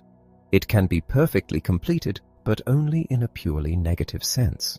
We can fix with absolute assurance the insurmountable limits of our knowledge. We can convince ourselves that we are granted only the ability to know the diverse manifestations of life in the physical, sensuous world. The hidden principle of this life, the assumed spiritual nature, can never be thought of in a positive way, because the entire sum of our sensory experience provides absolutely no data for such a conception. Pneumatology, the study of spirits, may therefore be accurately defined as a doctrinal conception of man's necessary, inescapable ignorance regarding a supposed class of beings. Understood in this light, the science is completely adequate to its task. And with this, I lay aside the whole shadowy matter of spirits. It is a remote, foggy province of metaphysics, and I am finished and done with it. By concentrating the plan of my investigations and sparing myself further utterly useless inquiries into the invisible, I hope to apply my small reasoning powers to better advantage upon more solid earthly subjects. Part 2, which is historical. Chapter 1, a story, the truth of which the reader is recommended to investigate as he likes. Philosophy, often blinded by its own self-conceit, frequently exposes itself to all sorts of empty, speculative questions. Consequently, it often finds itself in a state of awkward, squirming embarrassment when confronted with certain stories. There are tales circulating in the world which philosophy can neither completely doubt without suffering accusations of dogmatic blindness, nor publicly believe without being laughed out of the room. We find both of these difficulties acutely united in the current, widely whispered accounts of spirit visions. The philosopher struggles first in listening to the earnest individual who vouches for their truth, and struggles again when attempting to communicate these accounts to others. In truth, there is no reproach more bitter, no insult more stinging to the philosopher than the accusation of credulity and the yielding to common, vulgar fancies. Those who wish to appear wise with little effort find it easy to sneer at anything that is equally incomprehensible to both the wise and the ignorant, as this levels the playing field. It is no wonder, then, that these frequently asserted apparitions find wide, secret acceptance, yet before the public eye are vehemently denied or hurriedly hushed up. You may depend upon this. An Academy of Sciences will never, under any circumstances, make the spirit world the subject of its prize question. Policy and the preservation of academic dignity rightly shut out questions raised by mere presumption or vain curiosity. Thus, stories of the supernatural will always have their secret whispering believers, while publicly they are crushed beneath the heavy, prevalent fashion of disbelief. However, since this entire question seems to me to be neither important enough nor sufficiently studied out to be finally and utterly pronounced upon, I do not hesitate to relate here some specific information of this kind. I submit it with absolute, unruffled indifference to the kind or unkind judgment of the reader. There currently lives in Stockholm a certain Mr. Swedenborg, a gentleman of comfortable means and independent, respectable position. His sole occupation for more than 20 years, according to his own solemn testimony, has been to maintain the closest possible intercourse with spirits and deceased souls. He claims to receive news from the other world and, in exchange, provides those residing there with tidings from our present reality. He writes massive volumes detailing his extraordinary discoveries and travels occasionally to London to oversee their publication. He is not in the least secretive about his gifts. He speaks freely about his spiritual conversations with anyone, appears entirely unshakably convinced of his pretensions, and conducts himself without any apparent deceit or charlatanry. If we are to judge him by his own works or by the descriptions of those who know him, he is not merely a spirit-seer, he is the arch-spirit-seer, the absolute arch-dreamer among all dreamers. Yet this extreme categorization will not hinder those who are already favorably inclined toward the supernatural from supposing that there must be some kernel of genuine truth hidden behind his grand phantasms. Because the ultimate credentials of any ambassador from the other world must consist of verifiable proofs given in this world, I must quote the specific events used to authenticate this gentleman's extraordinary capacities, events which, among many people, still command significant credit. Towards the end of the year 1761, Mr. Swedenborg was summoned to the court of a certain princess, a woman whose great intelligence and piercing insight ought to render any deception of such a nature entirely impossible. The invitation was prompted by the common buzzing rumors of his visions. After posing several questions intended merely to amuse herself with his illusions, the princess dismissed him, but not before charging him with a secret, deeply personal mission concerning his alleged communication with the dead. Several days later, Mr. Swedenborg returned. He presented her with an answer that, according to her own shocked confession, created in her the liveliest, most profound astonishment. The answer was absolutely true, and yet it contained information that could not possibly have been given to him by any living human being. This account is drawn directly from the report sent by a foreign ambassador present at the court, and it perfectly aligns with all that special, careful inquiry has been able to uncover. The following two stories rely on common report, which is admittedly a more doubtful form of evidence, but they are nonetheless widely circulated. Madame Martiville, the widow of a Dutch envoy to the Swedish court, was sharply reminded by a goldsmith to pay a considerable sum for a silver service furnished to her late husband. The widow, knowing well her husband's strict economy, was absolutely convinced the debt had been settled during his lifetime, but a desperate search of his left papers yielded no receipt. In her distress, and being perhaps prone to the common human weakness for the wonderful, she confided her trouble to Mr. Swedenborg, asking him to contact her husband in the other world to discover the truth of the claim. Swedenborg agreed. A few days later, he arrived at her house and reported that he had indeed spoken with her husband. The debt was paid, he explained, and the missing receipt was located in a hidden, secret partition of a specific cabinet, a cabinet the widow believed had been entirely emptied. A search was immediately conducted exactly according to his ghostly instructions. The secret drawer was found, and within it lay the vital receipt, along with confidential Dutch correspondence, rendering the goldsmith's claims completely void. The third story is of a nature that should be incredibly easy to prove or disprove definitively. It occurred, if my information is correct, near the end of 1759. Mr. Swedenborg, returning from England, landed in Gothenburg. That same evening he was invited to a gathering at the home of a local merchant. Shortly after arriving, he suddenly proclaimed, with evident and terrible consternation, that at that very moment a catastrophic fire was raging in Stockholm, specifically in the Södermalm district. Over the course of the next several hours, he periodically left the company, returning to report on the fire's terrifying progress. Finally, he announced that the blaze had been checked and described exactly how far it had spread. This astonishing, terrifying news was the talk of Gothenburg by the next morning. It was not until 2 full days later that the first physical messengers and reports arrived from Stockholm. The details of the devastation, it is said, agreed entirely and perfectly with Swedenborg's remote, visionary perception. It will probably be asked, what on earth could have possibly moved me to engage in such a seemingly contemptible, trivial business as circulating stories that a truly rational man hesitates to even listen to patiently? Why should I make them the subject of a formal philosophical investigation? But since the philosophical theory I constructed in the first part of this work was equally a tale from the misty utopia of metaphysics, I see nothing unseemly in letting the two appear side by side. Is it truly more creditable to be deceived by a blind, arrogant confidence in the abstract pretenses of reason than to be deceived by an incautious belief in misleading stories?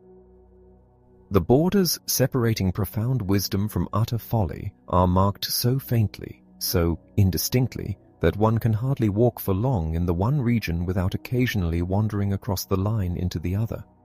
Therefore, I leave it entirely to the discretion of the reader to dissect this queer story, this doubtful, unstable mixture of reason and credulity into its raw components. The reader may decide for himself the exact proportions of both ingredients present in my mind. For my part, I am sufficiently guarded against the sting of ridicule by the simple fact that in entertaining this folly, I am in very good, very numerous company. As Fontenelle wisely observed, being in the majority is often sufficient to prevent one from being labelled a fool. Human reason is weak, and human curiosity is insatiable. In the beginning, truth and deceit are always snatched up together. Gradually, the ideas are purified, the offal is thrown away, and a small kernel of truth perhaps remains. Book 2. Dreams of a Spirit Seer. Second chapter. Ecstatic Journey of a Fanatic Through the Spirit World. To plunge headlong into the monumental writings of our aforementioned visionary is to enter a labyrinth of astonishing proportions. One might reasonably expect that a man who has supposedly breached the veil of death would bring back profound, tightly reasoned revelations.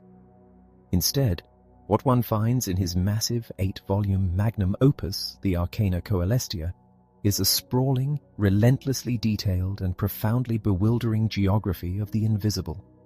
It is a work utterly devoid of philosophical restraint, driven by an imagination that has entirely slipped the moorings of earthly logic.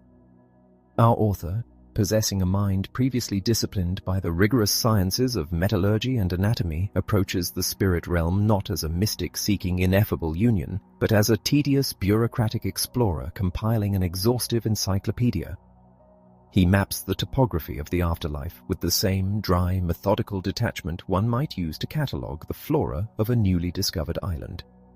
He recounts his conversations with angels, demons, and the souls of the departed as casually as if he were recounting dialogues with his neighbors over a garden fence. Yet, the very mundanity of his descriptions masks an architecture of staggering, almost frightening systematic delusion. According to his reports, the spirit world is not some ethereal, formless void, but a precise, mirroring double of our physical universe. Every object, every plant, every earthly landscape possesses its spiritual counterpart. But these spiritual forms are not static. They are the direct, immediate projections of the internal moral states of the spirits themselves. A pure, benevolent soul perceives its surroundings as a radiant, blossoming paradise, while an envious or corrupted soul finds itself wandering through a bleak, stinking wasteland of its own unconscious creation. The environment of the afterlife is merely the soul's internal nature turned inside out and solidified into spiritual matter. Furthermore, he insists that spirits do not communicate through the clumsy mechanism of spoken words. Instead, they converse through a direct, immediate transmission of pure thought.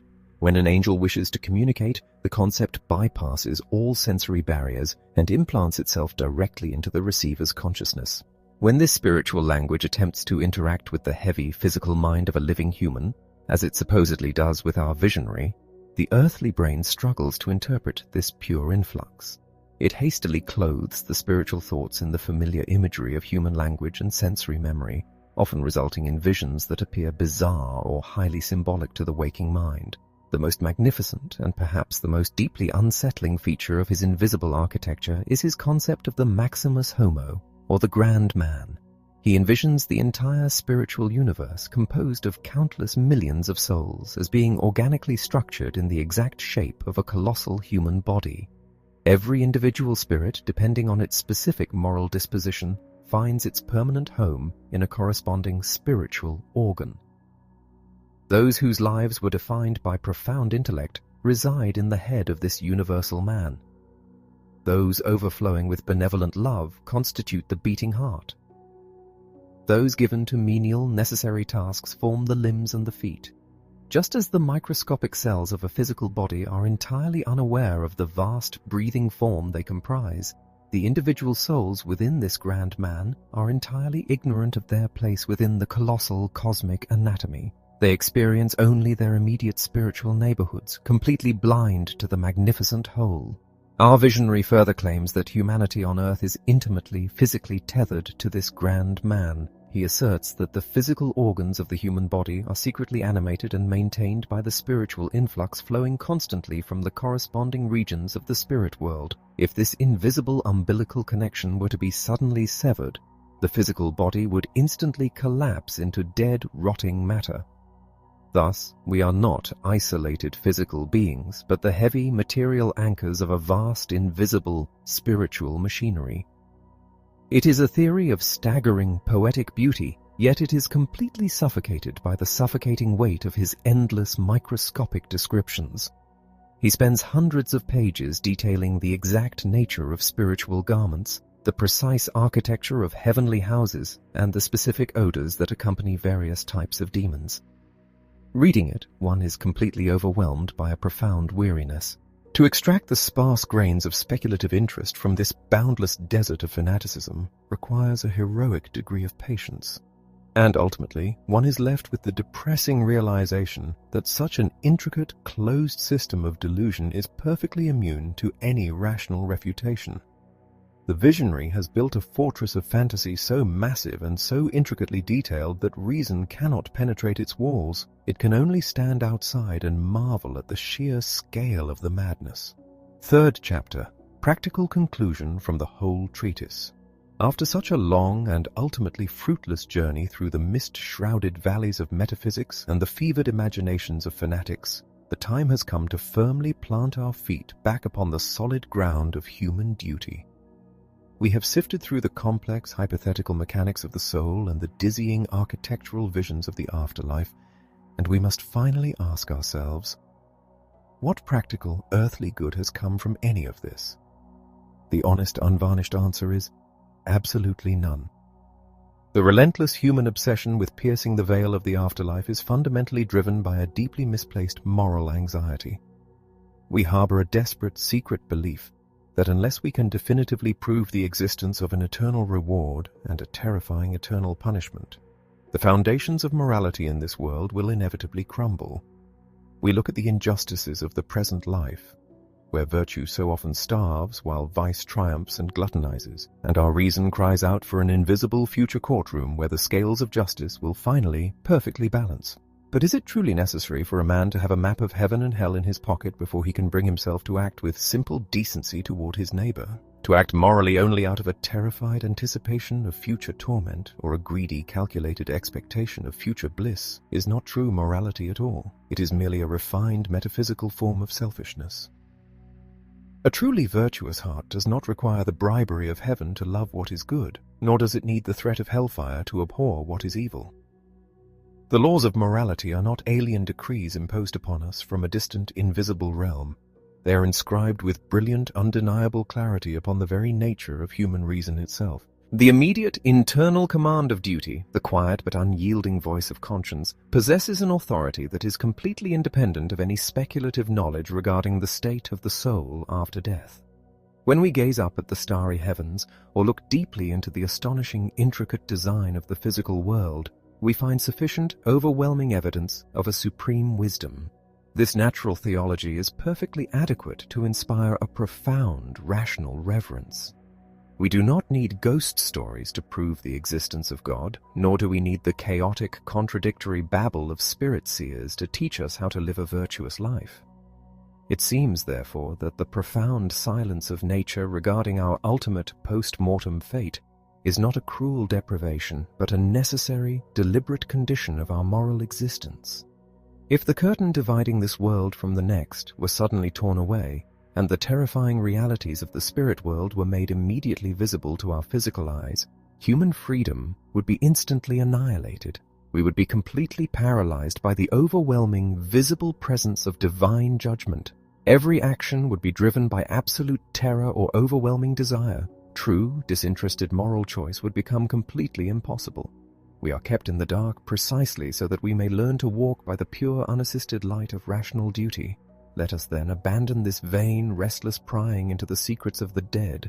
It is a foolish, wasteful endeavor that merely distracts us from the urgent, heavy responsibilities placed upon us in the present world. Let us leave the invisible world to the infinite wisdom of the Creator, confident that whatever awaits us beyond the grave will be perfectly aligned with the justice and goodness that govern the universe.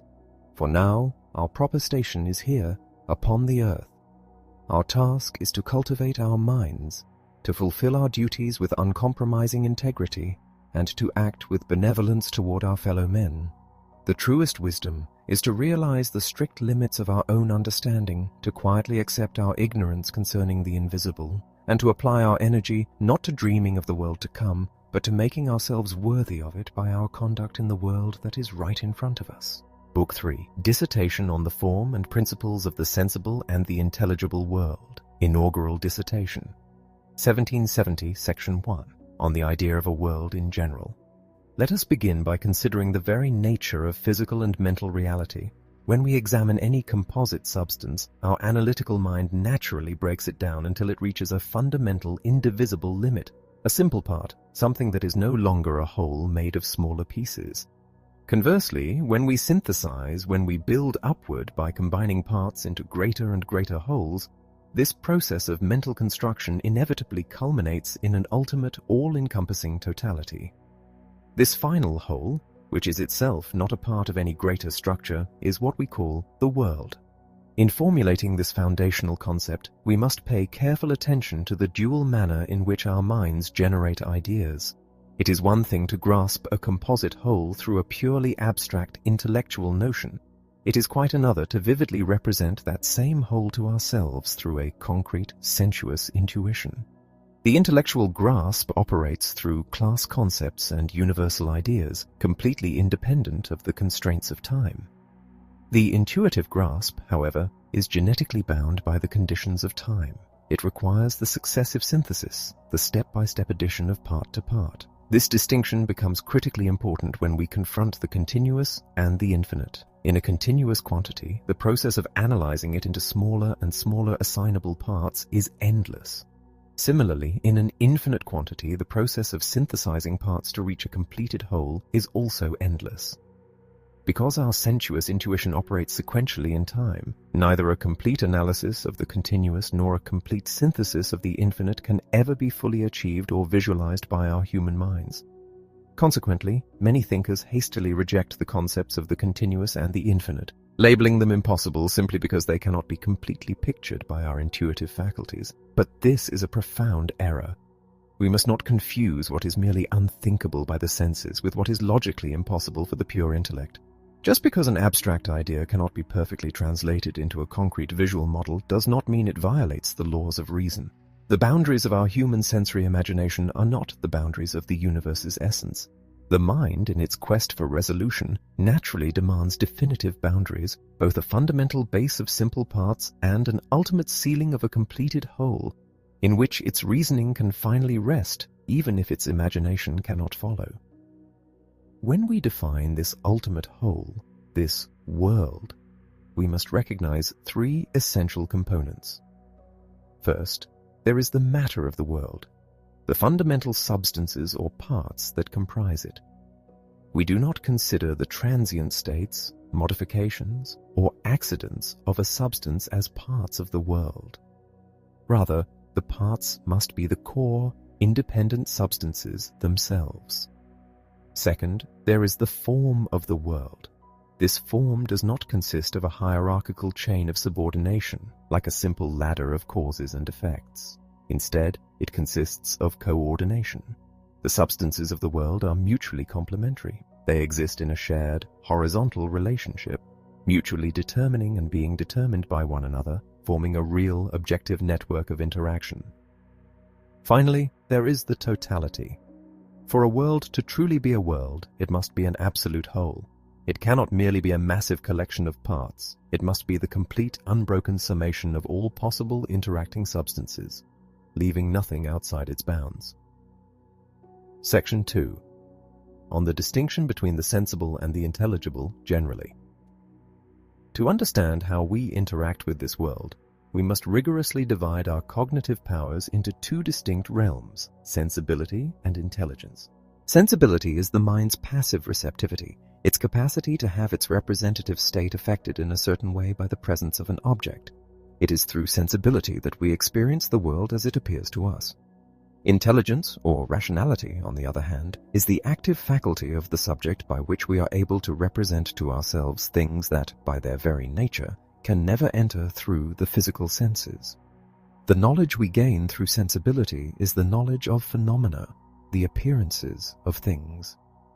The knowledge we gain through intelligence is the knowledge of noumena, the things as they actually are in themselves. In the past, philosophers have often blurred this vital line, treating the distinction between sensuous and intellectual knowledge as merely a matter of clarity. They assumed that sensuous knowledge was just confused or dim intellectual knowledge, and that intellectual knowledge was simply highly clarified sensuous knowledge.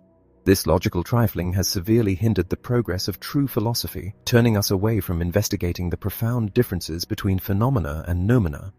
We must recognize that these two faculties differ not merely in degree of logical clarity, but in their fundamental origin and nature.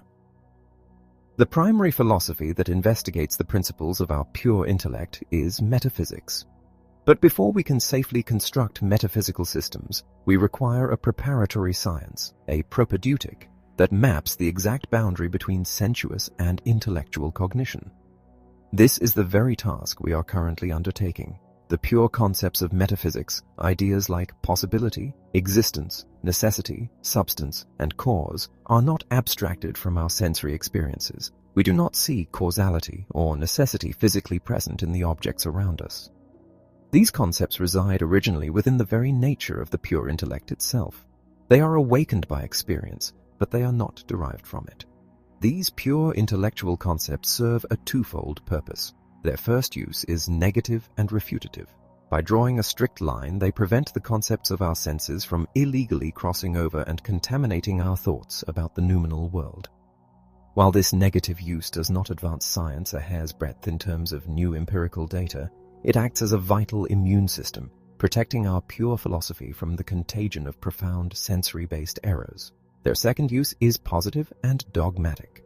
The general principles of the pure intellect reach their ultimate culmination in an exemplar, a supreme, perfect model conceivable only by the intellect. In the theoretical realm, this highest exemplar is the supreme being, God. In the practical realm, it is the ideal of moral perfection.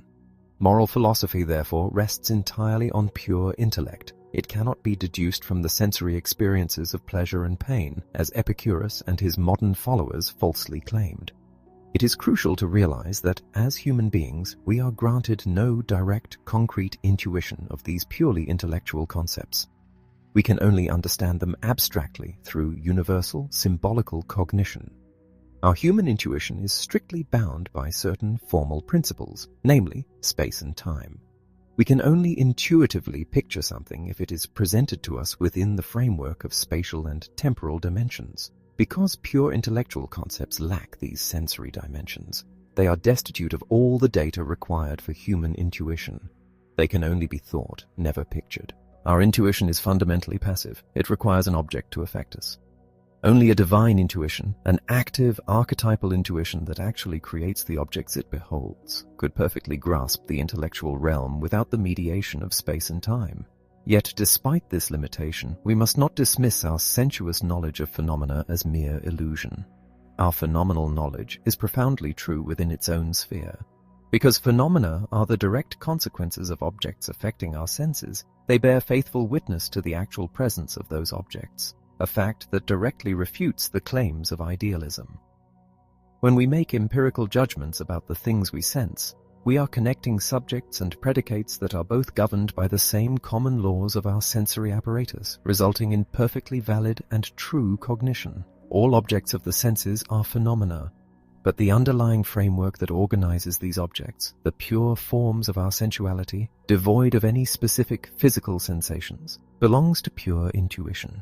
This pure intuition provides us with the fundamental concepts of space and time.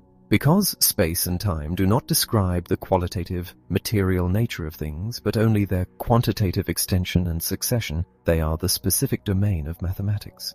Geometry explores the pure intuition of space, while pure mechanics explores time. Arithmetic, too, relies on the successive addition of units in time to construct the concept of number. Thus, pure mathematics is the supreme organon of all intuitive knowledge, conferring a model of the highest degree of clearness and certainty upon all other sciences. Section 3. On the principles of the form of the sensible world. Having established that space and time are the indispensable frameworks of our sensory perception, we must delve deeper into their nature. They are not universal, logical concepts abstracted from experience. They are singular, pure intuitions that precede all experience. Consider space. It is the absolutely first formal principle of the sensible world. It is the subjective condition, intuitively given, through which all external phenomena are revealed to us. If the concept of space were merely an idea we abstracted from experiencing physical objects, geometry would be a highly precarious science. We would constantly worry whether the rules of geometry actually applied to the real world. But because space is originally given by the very nature of our minds, because it is the immutable template through which we receive all external impressions, we can apply geometry to nature with absolute, mathematically guaranteed certainty. Space is essentially one. It comprises all externally sensible things whatsoever, constituting the foundational principle of the visible universe.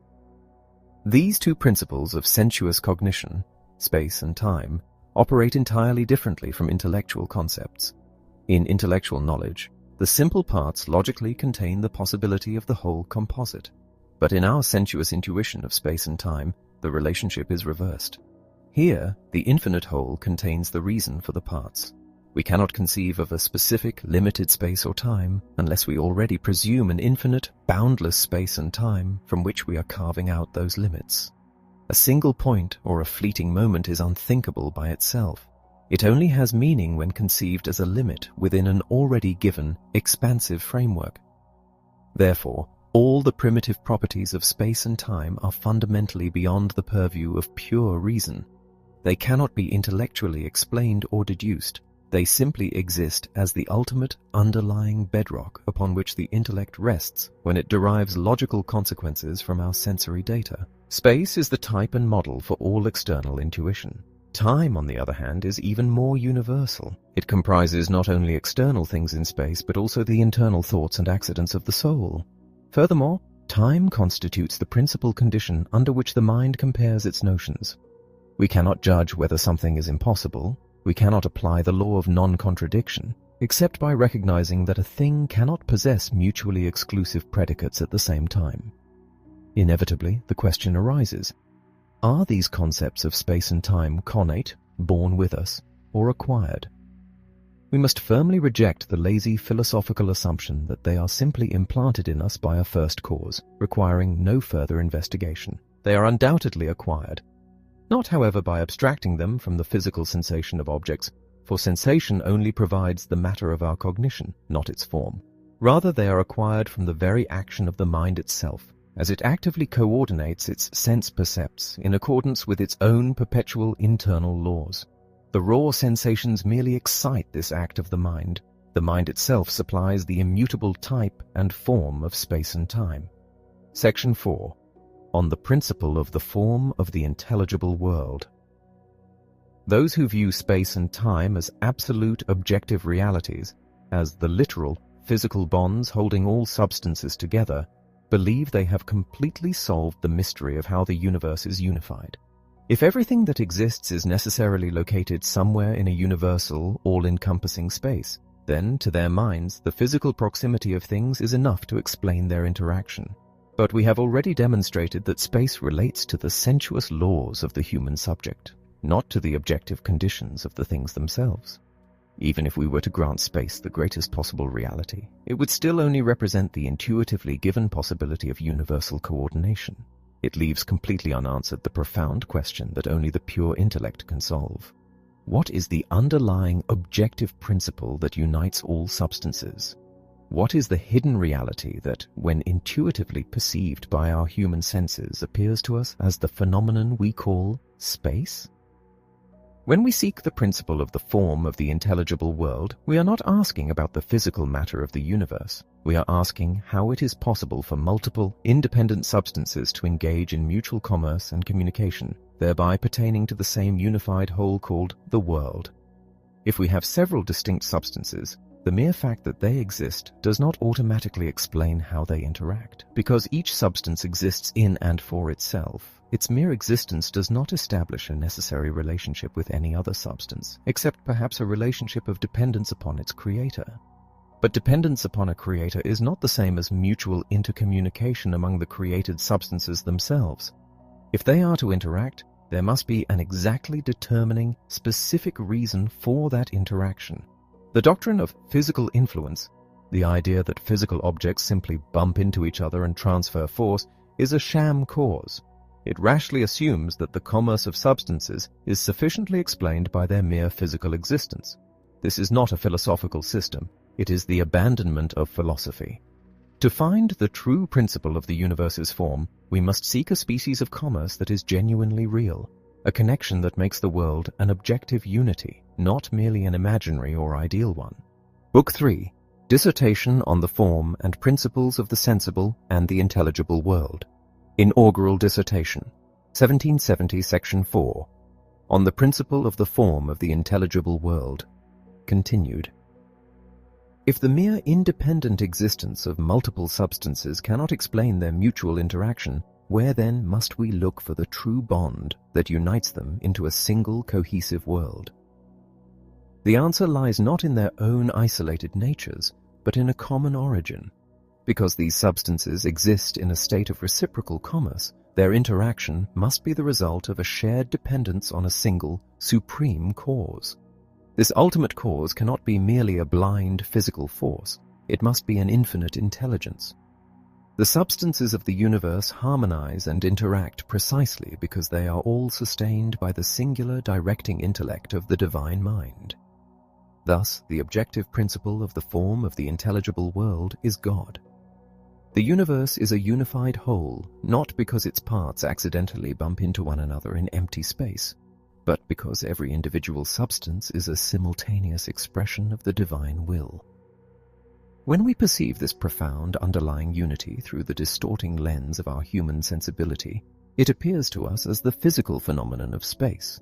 Space, therefore, is merely the sensuous shadow of a much deeper, purely intellectual reality, the omnipresent coordination of all things within the mind of the Creator.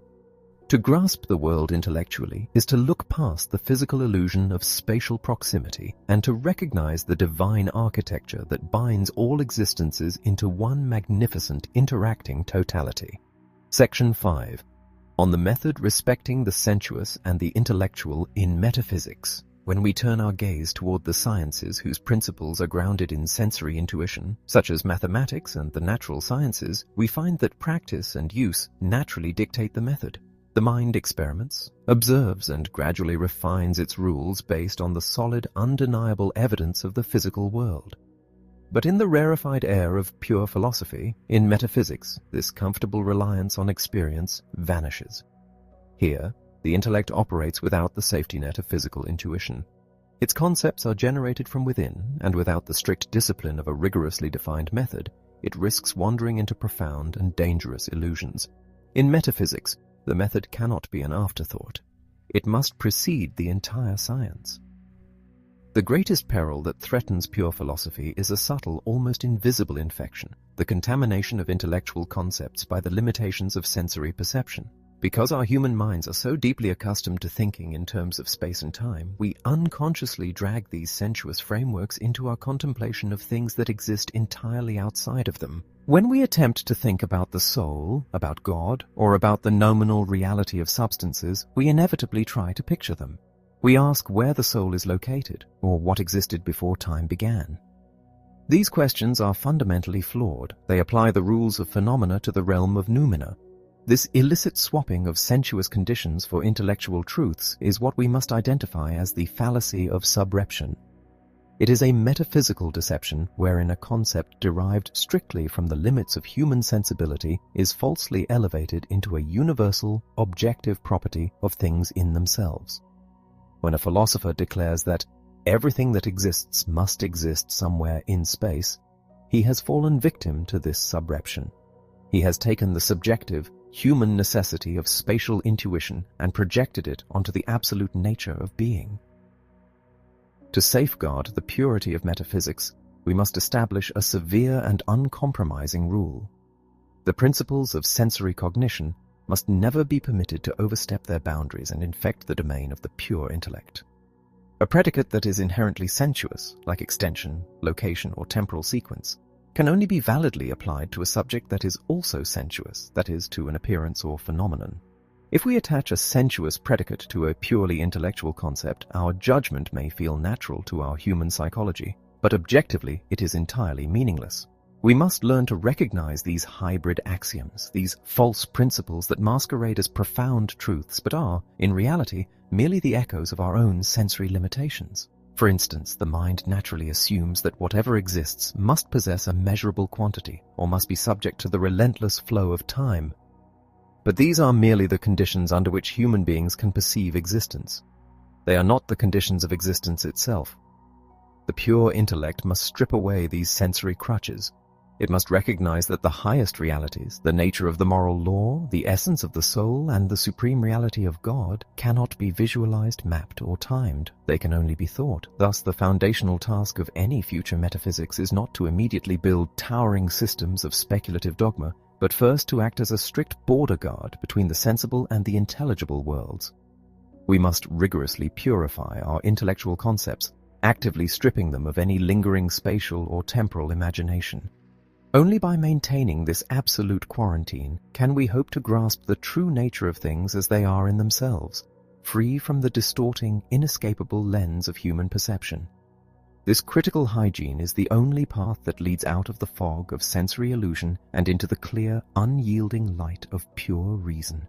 Book 3, Dissertation on the Form and Principles of the Sensible and the Intelligible World, Inaugural Dissertation, 1770, Section 5, On the Method Respecting the Sensuous and the Intellectual in Metaphysics, continued. Beyond the strict negative rules that protect pure reason from sensuous contamination, the intellect also possesses certain inherent predispositions. These are not absolute, objective laws of the universe, but rather subjective principles of convenience, rules of judgment to which we freely submit because they make the exercise of our understanding easy, ample, and fruitful. Were we to abandon these principles, our minds would be left adrift, scarcely able to form any coherent judgment concerning the objects presented to us. The first of these principles of convenience is the assumption that everything in the universe occurs according to the strict, unbroken order of nature. This is a postulate we adopt not because we possess an exhaustive divine knowledge of all cosmic events, nor because we can definitively prove that supernatural interventions are impossible. We adopt it simply because if we were to constantly admit exceptions to the natural order, the intellect would have no work left to do. The rash invocation of the supernatural is the comfortable couch of a lazy understanding. Therefore, to protect the vitality and usefulness of our own minds, we must firmly shut the door against comparative miracles and the hidden influence of spirits. Because we cannot know the nature of such invisible forces, relying upon them would turn the intellect away from the illuminating light of experience, abandoning it to the dark, unnavigable night of unknown causes. The second principle arises from the philosophical mind's deep, inherent partiality for unity.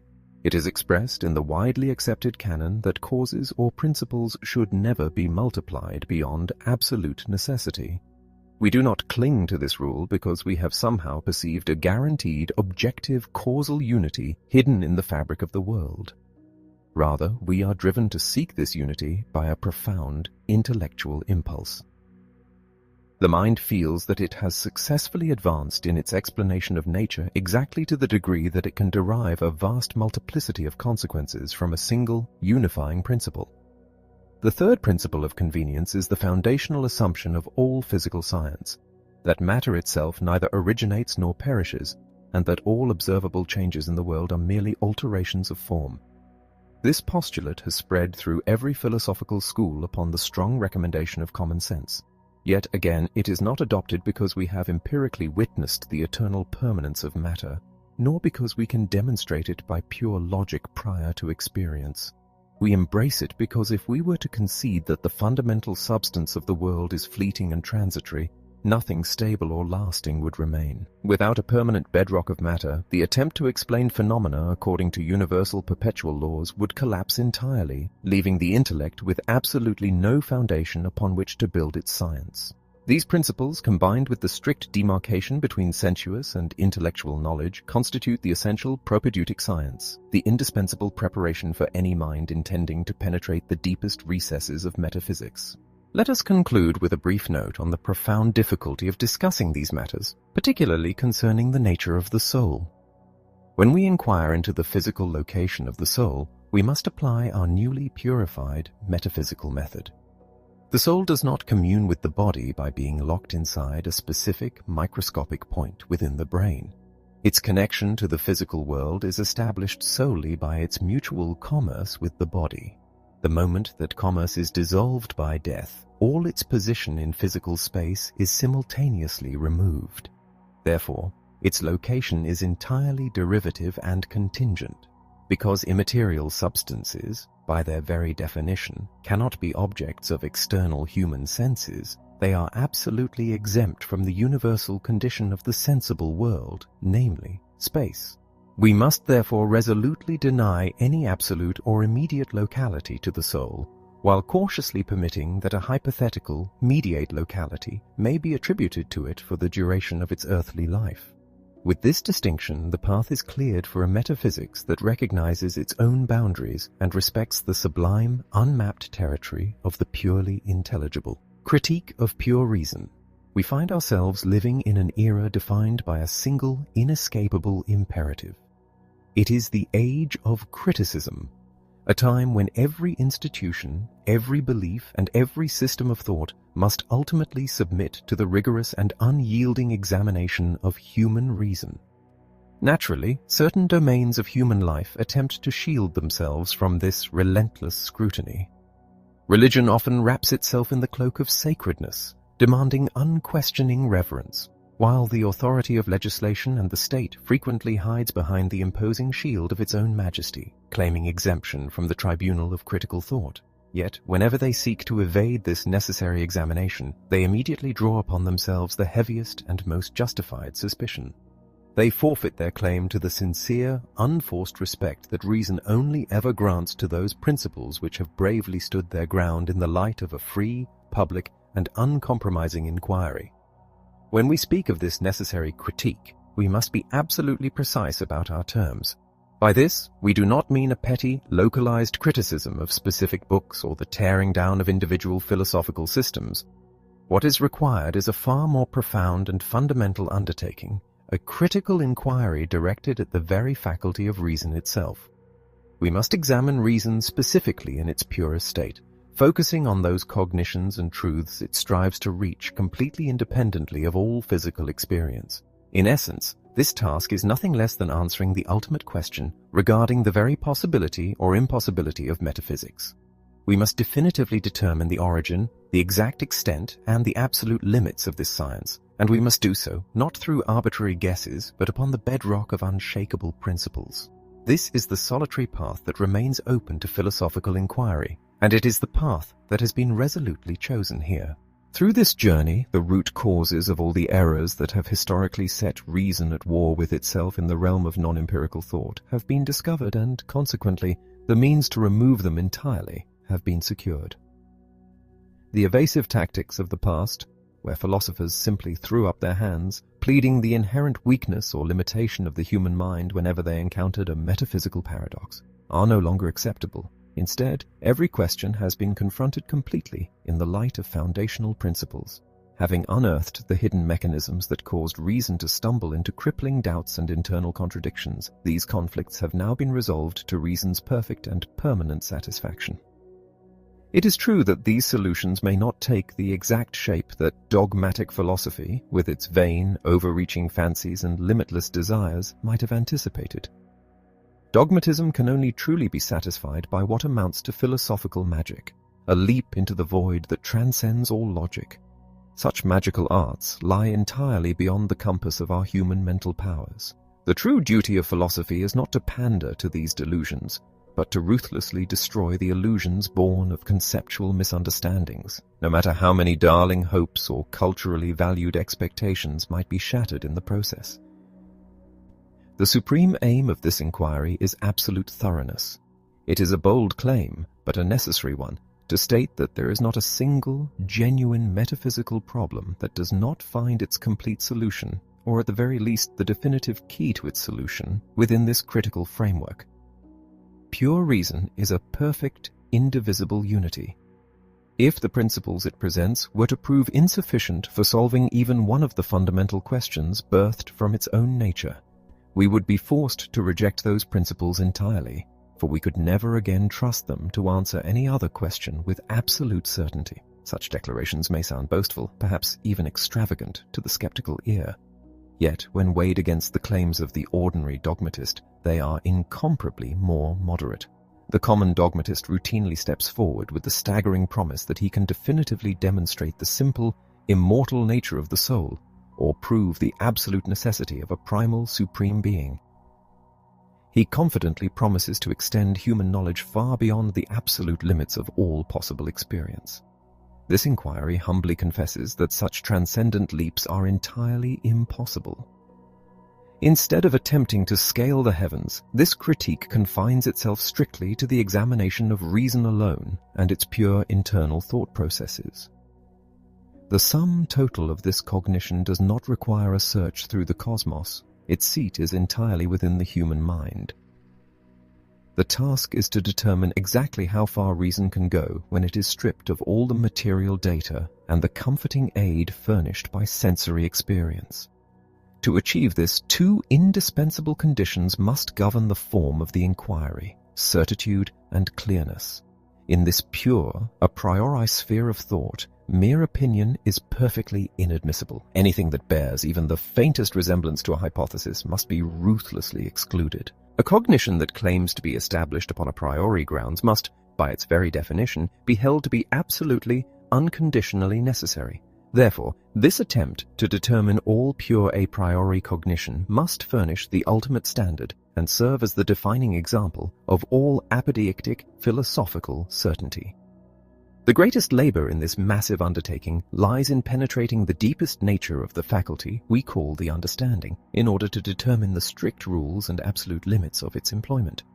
This requires a twofold approach. On one side, we must demonstrate and render comprehensible the objective validity of the understanding's pure a priori conceptions, proving how concepts originating purely in the mind can genuinely apply to the objects of our experience. On the other side, we must investigate the pure understanding itself from a subjective standpoint, examining its inherent powers of cognition and how the faculty of thought is itself possible. Yet while this subjective inquiry is of immense importance, it remains secondary to the grand, central question: what and exactly how much can reason and understanding know completely apart from all experience?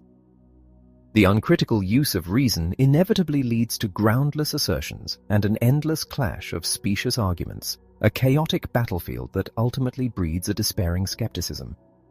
Because the objects of reason are inexhaustible, a science built merely upon them would be formidably, endlessly prolix. But a critique of reason deals merely with reason herself and her internal problems that arise directly out of her own bosom and are not imposed upon her by the external nature of outward things.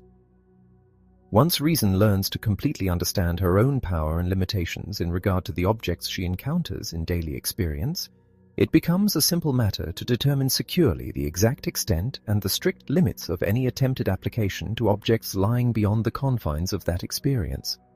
From all this emerges the clear, distinct idea of a particular foundational science: the critique of pure reason. Since pure reason is the faculty containing the principles for cognizing anything absolutely a priori, an organon of pure reason would be the complete compendium of those principles. While a fully extended application of such an organon would afford us a complete system of pure reason, we must first establish the propedeutic, the preparatory science.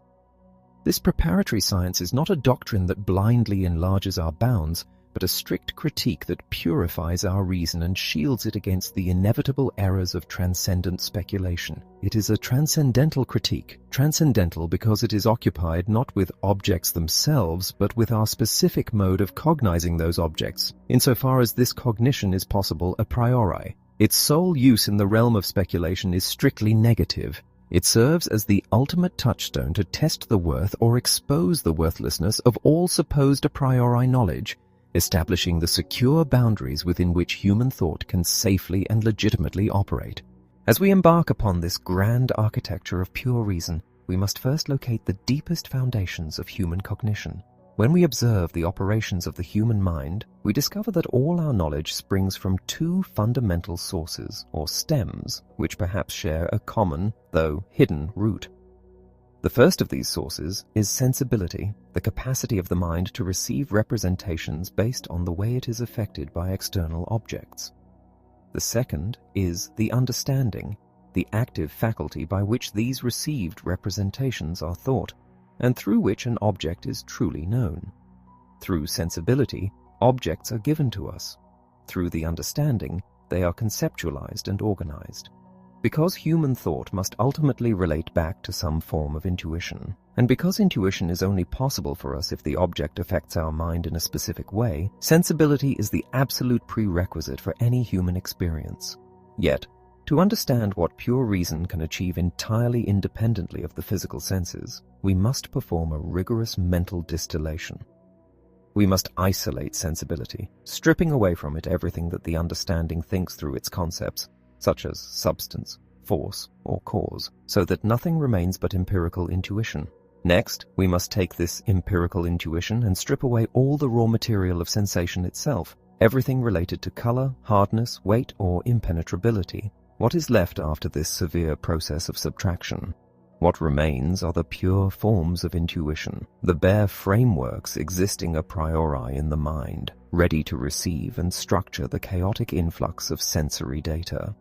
This investigation into the pure foundational principles of a priori sensibility constitutes the first major division of our critique, the transcendental aesthetic.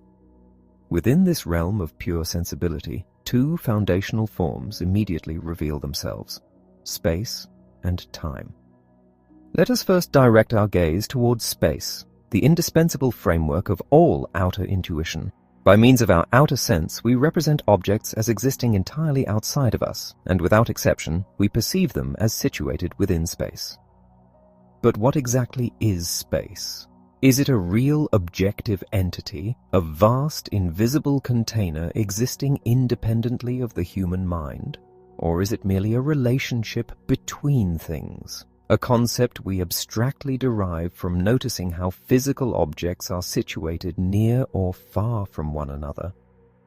Space is decidedly not an empirical concept derived from our worldly experiences. In order for me to perceive an object as being outside of me, and in order to perceive multiple objects as being next to, above, or below one another, the representation of space must already be present in my mind as a fundamental condition. I do not learn about space by observing the distances between physical bodies. Rather, I can only observe those distances because the framework of space is already actively structuring my perception. Furthermore, space is an absolutely necessary, a priori representation that underlies all outer intuitions. We can effortlessly imagine a space that is completely empty, entirely devoid of any physical objects. But it is absolutely impossible for the human mind to imagine that there is no space. Space, therefore, must be regarded as the strict, inescapable condition of the possibility of appearances, not as a derived result dependent upon them. Moreover, space is not a general discursive concept, what logicians might call a universal idea of relations, but a pure, singular intuition. We can only represent to ourselves one single, infinite space.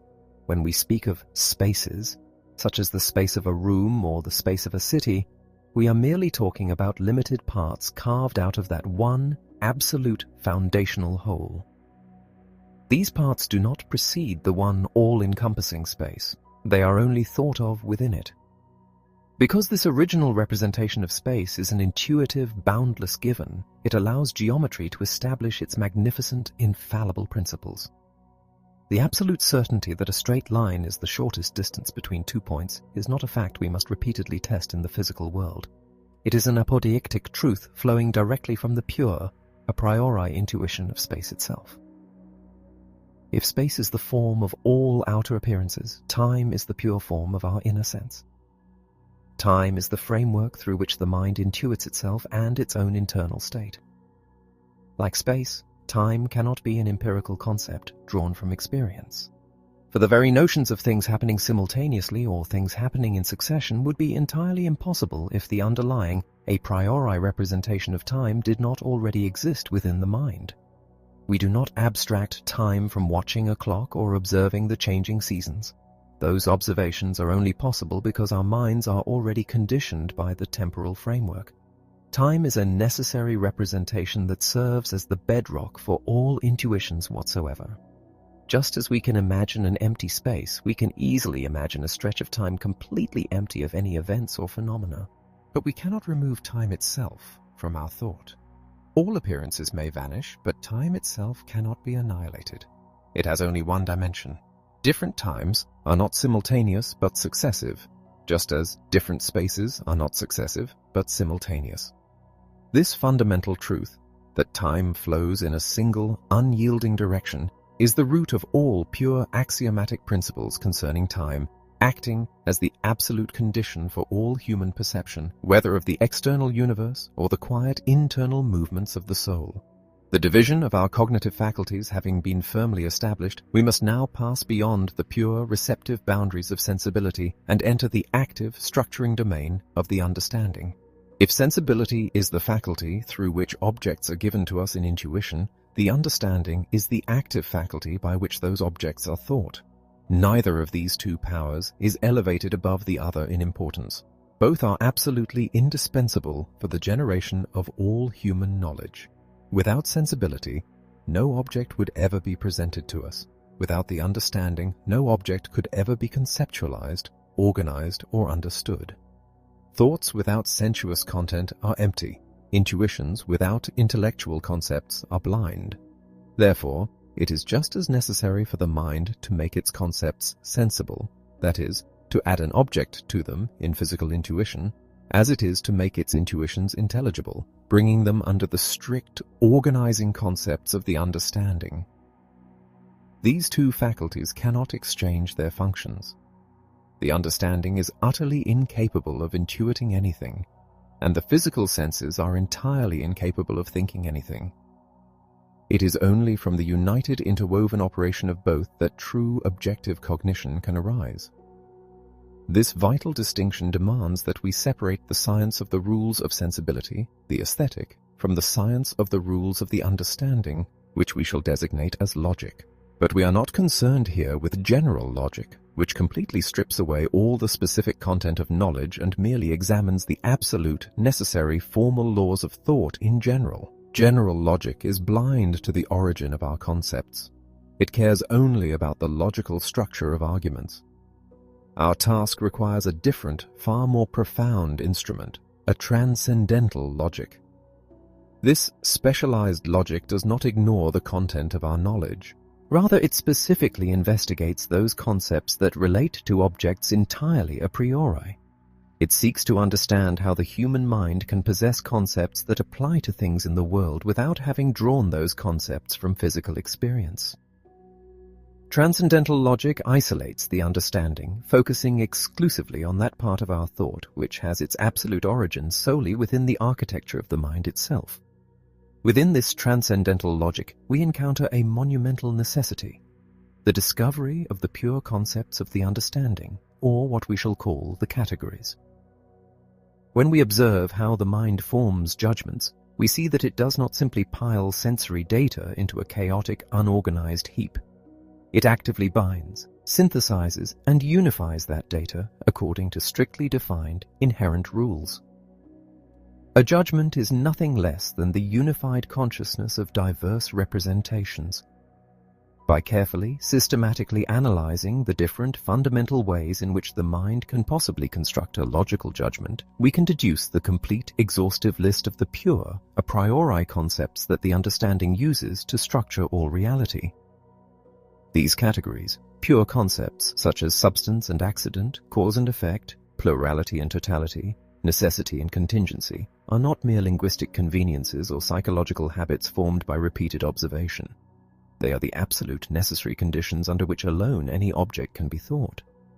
Just as space and time are the indispensable subjective conditions for any object to be perceived, the categories are the indispensable subjective conditions for any object to be understood. We do not derive the concept of causality merely by watching one physical body strike another. Rather, we are only able to comprehend that physical event as a causal interaction because our mind inherently possesses the a priori category of cause and effect, and actively applies it to the raw sensory data. This profound realization leads us to the most difficult yet absolutely vital task of the entire critique, the transcendental deduction of the pure concepts of the understanding. The question that must be answered is this: by what right do we take concepts that exist purely within our own minds and apply them with absolute necessity to objects existing in the external world? How can subjective conditions of human thought possess objective validity over nature? The answer lies in the fundamental nature of self-consciousness, the absolute bedrock of all human experience, which we term the synthetic unity of apperception. For any multitude of sensory impressions to become my experience, they must all be united in a single, continuous consciousness. The simple proposition, I think, must be capable of accompanying all my representations. Otherwise, I would have representations that belonged to no one, which is a logical absurdity. But this vital, unifying I cannot simply passively observe a chaotic, passing stream of sensations. To unify them into a coherent, single experience, the mind must actively synthesize them, binding them together according to universal rules. And these universal, binding rules of synthesis are nothing other than the categories themselves. Therefore, the pure concepts of the understanding are absolutely justified in their application to objects of experience, precisely because without those very concepts, no coherent experience would be possible in the first place. The objects of nature must conform to the rules of our understanding, because nature, understood as a connected, rule-governed system of appearances, exists only in our minds. We do not extract the universal laws of nature from the physical world. Rather, our understanding actively prescribes its own a priori laws to nature. Yet this magnificent structuring power of the understanding carries with it a profound, inescapable limitation, and it is a limitation that human reason constantly struggles to accept. The categories are tools of synthesis designed exclusively for organizing sensory data. They strictly require the raw material of intuition to function. If we attempt to take a pure concept like causality or substance and apply it to something that can never be given in physical experience, such as the idea of God, the immortal soul, or the absolute totality of the universe, the concept operates in a complete void. It spins helplessly, generating no real objective knowledge, but only a convincing illusion of knowledge. The understanding, therefore, is strictly and permanently confined to the realm of phenomena, the world of appearances. The noumenal world, the realm of things as they are in themselves, completely independent of all human perception and structuring, remains forever sealed away from the grasp of theoretical, speculative reason. We can think of noumena, and indeed we must postulate them, as the hidden ground of the appearances we see, but we can never know them. When pure reason ignores this boundary and attempts to build dogmatic systems about the unconditioned and the infinite, it inevitably falls into profound illusions, dialectical contradictions, and an endless war of opposing metaphysical ideas. Having traversed the territory of the pure understanding and carefully measured its bounds, we now stand upon the shores of a vast, stormy, and treacherous ocean. This is the realm of pure reason, a domain where the mind, dissatisfied with the contingent and conditioned nature of earthly experience, attempts to spread its wings and soar into the absolute. General logic teaches us how to combine concepts and judgments into syllogisms, seeking ever higher and more inclusive principles. In exactly the same way, the inherent nature of human reason forces it to seek the ultimate condition for everything that is conditioned. It possesses an insatiable, burning thirst to grasp the absolute totality of all conditions, to reach that which requires no further explanation. This ultimate goal is the unconditioned. But as we leave the solid ground of empirical intuition, a profound and natural illusion overtakes the mind. We are not dealing here with the simple, easily corrected deceptions of the physical senses, like a stick appearing bent in a pool of water. We are dealing with a transcendental illusion, a mirage born from the very architecture of reason itself.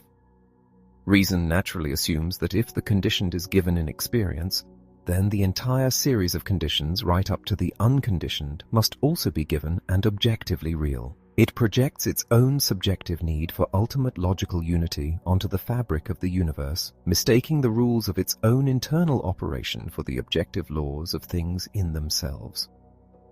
It is the noble but tragic fate of human reason to be endlessly tormented by these transcendent questions, which it can neither ignore nor ever truly answer. To understand this illusion, we must examine the three grand ideas of pure reason, which correspond to the three directions in which reason seeks absolute unity. First, it seeks the absolute, unconditioned unity of the thinking subject, the soul. Second, it seeks the absolute totality of the series of conditions in the world of phenomena, the cosmos. Third, it seeks the absolute, unconditioned unity of the objective conditions of all things, the Supreme Being, or God. These three ideas give birth to the three great dogmatic sciences of traditional metaphysics: rational psychology, rational cosmology, and rational theology. We must now subject each of these to the merciless tribunal of critical thought. We begin with the first enterprise of speculative reason, the attempt to understand the soul through rational psychology. The logician correctly observes that in every act of thought there is a unifying "I think" that accompanies the representations. The rational psychologist seizes upon this purely formal, logical unity of apperception and makes a disastrous, invisible leap. he hypostatizes this I, transforming a mere condition of thought into a real, existing object. Because the I is the absolute subject of my thoughts and can never be the predicate of something else, he concludes that the soul is a substance. Because the I cannot be divided into physical parts, he concludes it is simple. Because it remains identical through the chaotic flow of time, he concludes it is a permanently enduring person. And from these premises, he derives the comforting dogmatic doctrine of the soul's immortality. But this entire towering edifice rests upon a paralogism, a profound logical fallacy. The I of self-consciousness is completely empty of any empirical content. It is merely the point of focus for the understanding. To truly know a substance, we must be given an intuition in space or time. But the thinking subject can never intuit itself as an object. We only know ourselves as we appear to ourselves through the inner sense, not as we are in ourselves. By treating the purely formal I think as if it were a phenomenal object possessing the category of substance, rational psychology tries to spin objective knowledge out of empty air. Thus, all theoretical attempts to scientifically prove the simplicity and immortality of the soul crumble into dust. The soul's true nature remains hidden behind an impenetrable veil, securely protected from both dogmatic proofs and dogmatic refutations. If the illusions regarding the soul lead to unprovable assertions, the illusions of rational cosmology lead reason into a terrifying active war with itself. When reason attempts to grasp the absolute totality of the physical universe, it falls into the antinomies, a state of profound and inescapable self-contradiction. Reason finds itself confronted with 4 ultimate cosmological questions, and to each question it can provide 2 completely contradictory answers, the thesis and the antithesis, both of which can be proven with flawless apodeictic logic. First, does the world have a beginning in time and a limit in space, or is it infinite in both? The thesis proves that an infinite past time could never be actually completed, so the world must have a beginning. The antithesis proves that if the world had a beginning, there must have been an empty time before it, in which nothing could ever originate, so the world must be eternal and infinite. Second, is everything in the world composed of simple, indivisible parts, or is matter infinitely divisible? Reason can flawlessly demonstrate both the absolute necessity of simple atomic parts and the utter impossibility of simple parts. Third, is there such a thing as absolute spontaneous freedom in the world, or is everything determined by the iron, unbroken chain of natural causality? Again, reason demonstrates that an uncaused first cause is necessary to complete the series of events, while simultaneously proving that such a free cause would destroy the very laws of nature upon which all coherent experience rests. Fourth, does there exist an absolutely necessary being that is the ultimate cause of the world, or is everything completely contingent? Logic forces us to conclude that a necessary being must exist to ground the contingent, yet equally forces us to reject the existence of any such being, either inside or outside the world. This battlefield of the antinomies is the most striking proof of the catastrophic error of traditional metaphysics. When 2 contradictory propositions can both be logically proven, the underlying premise common to both must be false. That hidden, poisonous premise is the assumption that the world of space and time is a world of things as they are in themselves. If the universe is a thing in itself, it must be either finite or infinite. But space and time are merely the subjective forms of human intuition. The world is nothing but a series of appearances, and appearances only exist in the empirical regress of our experiencing them. The world in itself is neither finite nor infinite because it is not an object given independently of our perception. By recognizing the transcendental ideality of space and time, the terrifying contradictions of the antinomies vanish.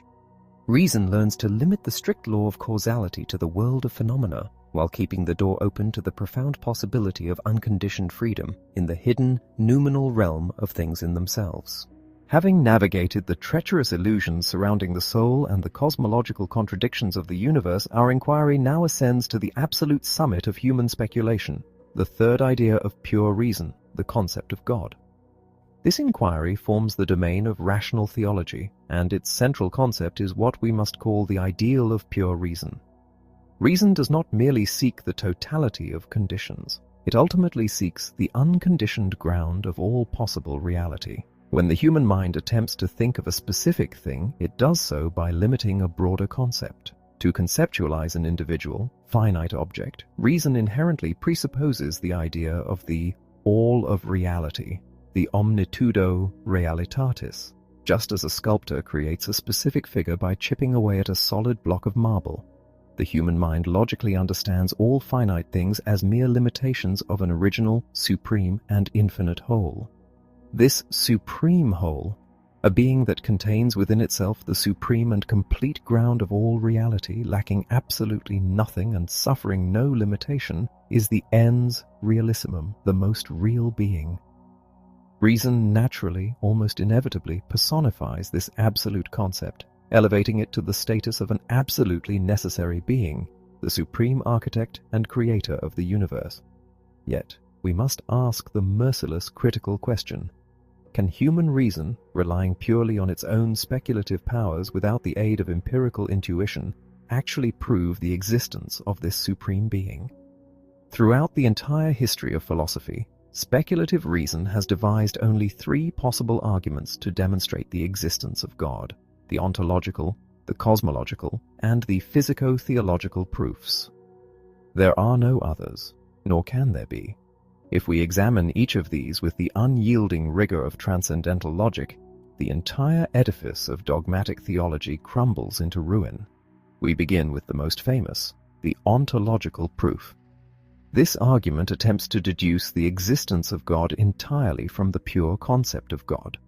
It argues that the concept of the most perfect being must necessarily include the attribute of existence, because a being that does not exist would lack a perfection, and therefore would not be the most perfect being.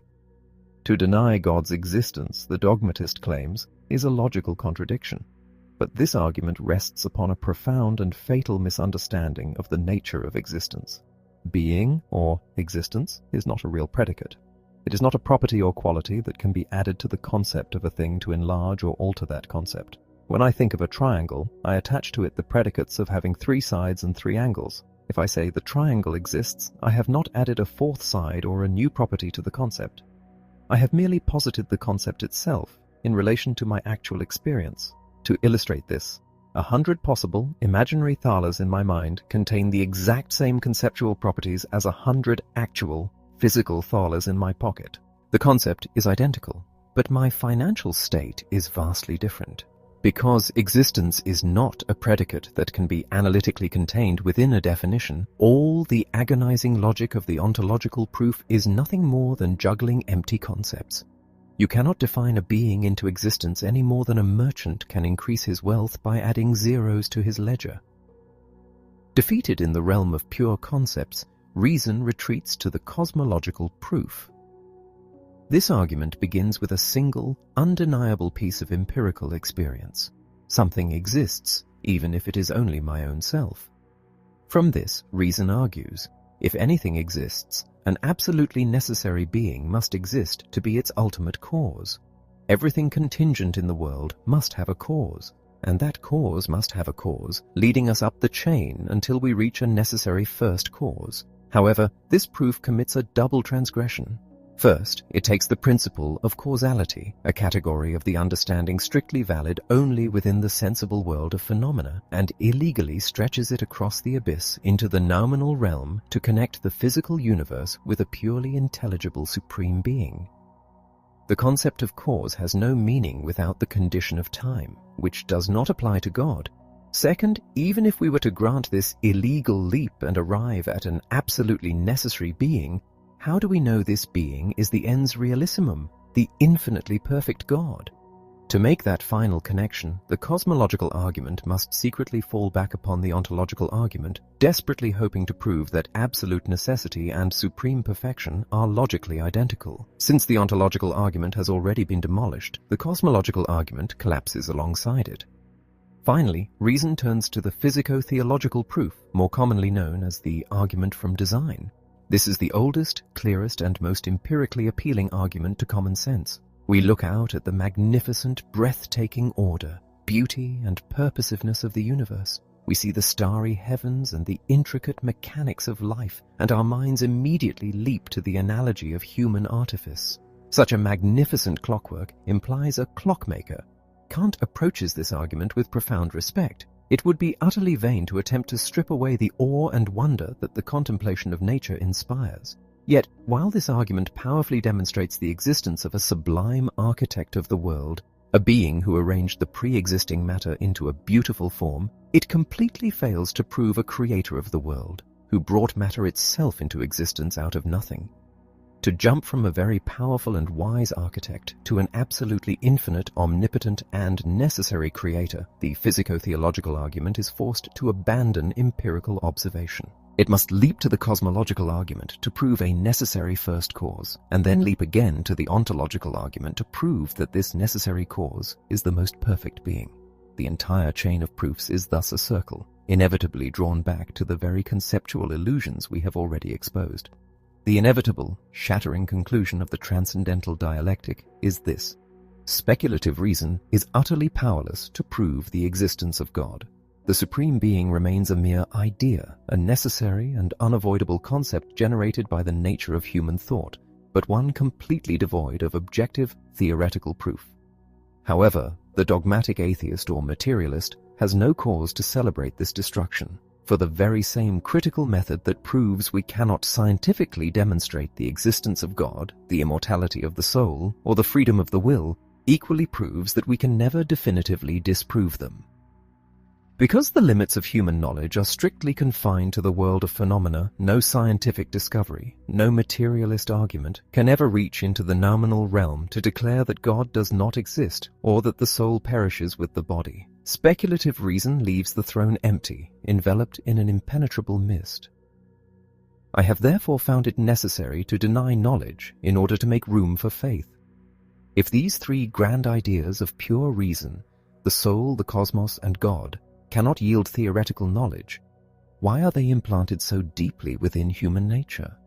Their true function is not constitutive. They do not constitute objects of knowledge, but regulative. They serve as an absolute guiding horizon for the understanding. The idea of the soul commands us to study psychology as if all mental phenomena sprang from a single, simple substance. The idea of the cosmos commands us to investigate physics as if the chain of natural causes stretches infinitely, without ever settling for a lazy stopping point. And the idea of God commands us to view the entire universe as if it were the product of a supreme, systematic intelligence. These ideas act as the ultimate compass for science, driving human inquiry toward the maximum possible systematic unity and coherence, even though that ultimate horizon can never be reached. With this, we pass from the transcendental elements of knowledge to the transcendental doctrine of method. Having measured the materials of pure reason and determined their strictly limited phenomenal use, we must now draw the blueprints for their correct application. The discipline of pure reason establishes the strict negative rules that prevent the mind from falling back into dogmatism. We learn that philosophy cannot mimic the methods of mathematics. Mathematics constructs its concepts in pure intuition, but philosophy must analyze concepts through pure discursive thought. The philosopher has no axioms or definitions in the mathematical sense. He must laboriously synthesize his concepts and constantly guard against transcendental illusion. But the true, magnificent culmination of the critique lies in the canon of pure reason. Since speculative reason cannot satisfy our deepest existential questions, we must turn to the practical use of reason. The entire agonizing enterprise of pure reason ultimately revolves around three fundamental questions. 1. What can I know? 2. What ought I to do? 3. What may I hope? The first question is purely theoretical, and we have answered it. We can only know the phenomena of experience. The second question is purely moral. I ought to act in accordance with the strict, unyielding moral law, entirely free from the pathological influence of sensory desires. But it is the third question, what may I hope, that bridges the theoretical and the practical. If I do what I ought to do, what can I hope for? The moral law within us demands an absolute, unconditional duty, but it is a fundamental demand of reason that virtue, the worthiness to be happy, should eventually be combined with actual happiness. This perfect union of supreme virtue and proportionate happiness is the highest good. Yet, when we look at the physical, phenomenal world, we see that nature is entirely indifferent to morality. The virtuous often suffer, and the wicked often prosper. If the physical world is the only reality, the highest good is a physical impossibility, and the moral law is reduced to a tragic, absurd phantom. Therefore, for the moral law to maintain its absolute authority, practical reason is forced to postulate what speculative reason could only blindly guess at. We must postulate the immortality of the soul, because the perfect alignment of our corrupted wills with the pure moral law requires an infinite, endless progress. And we must postulate the existence of God, a supreme moral intelligence capable of perfectly balancing the scales of justice, guaranteeing that happiness will eventually be proportioned to moral worth in a future intelligible world. Thus, God and immortality are not scientifically proven facts, but absolute postulates of practical reason. They are the demands of a rational moral faith. Speculative reason could only clear the ground, destroying the false idols of dogmatic metaphysics and silencing the arrogant claims of materialism. But upon this cleared, strictly bounded territory, practical reason erects the true, enduring temple of moral conviction. The majesty of human reason is not found in its vain attempts to map the infinite through logic, but in its sublime capacity to command its own freedom, to obey the moral law, and to hope for a destiny that transcends the stars. Book 5. Prolegomena to any future metaphysics that will be able to present itself as a science. The towering architecture of pure reason, constructed with such painstaking care, often faces a tragic and predictable fate. It is misjudged precisely because it is misunderstood. And it is misunderstood because men, accustomed to skimming the surfaces of thought, refuse to engage in the strenuous labor of thinking deeply through it. A work that demands relentless concentration and challenges deeply ingrained habits of conception is easily dismissed as dry, obscure, and unnecessarily long-winded. Yet, when the very existence of a highly prized and indispensable science is at stake, a science that can only be secured through the strictest rules of methodical precision, complaints about a lack of popular appeal or light entertainment are entirely misplaced. True popularity can only follow the establishment of rigorous truth. It can never precede it. To dispel this obscurity and to provide a clear guiding thread through the complex labyrinth of the critique of reason, this preparatory work is offered. It is intended not as a replacement for the primary, exhaustive system, but as a pilot's chart and compass for a ship navigating entirely new and isolated waters. If we approach a wholly unique science with the prejudice that we can judge it using the very traditional concepts it seeks to call into question, we will only see our own distorted reflections. We will encounter familiar-sounding words but remain blind to their profoundly transformed meanings, confusing the author's precise architecture with our own second nature. A general critique of pure reason cannot be assembled piecemeal from the ruins of old dogmas. It must be grasped as a complete, organic whole, where the function and validity of every single part are determined by its relationship to the entire sphere of reason, just as the purpose of every limb in an organized body can only be understood through the conception of the living whole. Section 3. A remark on the general division of judgments into analytical and synthetical. Before we can ask whether a genuine science of metaphysics is even possible, we must grasp the fundamental nature of human judgments. All judgments, by their very nature, operate in one of two ways. They either merely dissect a concept we already possess, or they add something entirely new to it. The former are analytical judgments. They rest entirely on the principle of contradiction. To deny them is to contradict the very definition of the subject. They serve to clarify and organize our thoughts, but they do not expand the horizon of our knowledge. The latter are synthetical judgments. They expand our cognition by linking a new predicate to a subject, a connection that could never be found by simply breaking down the original concept. While empirical judgments derived from experience are naturally synthetical, since experience itself is nothing but a continuous synthesis of perceptions, the true mystery of human cognition lies in synthetical judgments made completely a priori, entirely independent of sensory experience. Mathematical truths, for instance, are not analytical tautologies, though they possess absolute certainty. The proposition that 7 plus 5 equals 12 cannot be extracted merely by analyzing the abstract concepts of 7 and 5. The concept of their sum contains nothing beyond the mere union of the two numbers. It does not reveal what that single combined number actually is. To discover the sum, one must appeal to intuition, counting out the units, perhaps using one's fingers, to construct the new concept of 12. Similarly, geometry operates through the synthetical construction of concepts in pure intuition, not through their logical dissection. That a straight line is the shortest path between 2 points adds the quantitative concept of shortness to the purely qualitative concept of straightness. The celebrated David Hume, whose acute skepticism awakened philosophy from its dogmatic slumber, failed to recognize this profound division. He mistakenly assumed that mathematics was analytical, bound only by the law of contradiction, while metaphysics alone attempted to be synthetical. Had he seen that the infallible truths of mathematics also rely on synthetical a priori judgments, his penetrating intellect might have charted the true boundaries of human reason instead of abandoning the ship of philosophy to rot on the shores of complete despair. Section 4. The general question of the prolegomena. Is metaphysics at all possible? We are therefore faced with a life or death question for this ancient, troubled endeavor. Is metaphysics at all possible as a science? If it truly exists, where is it?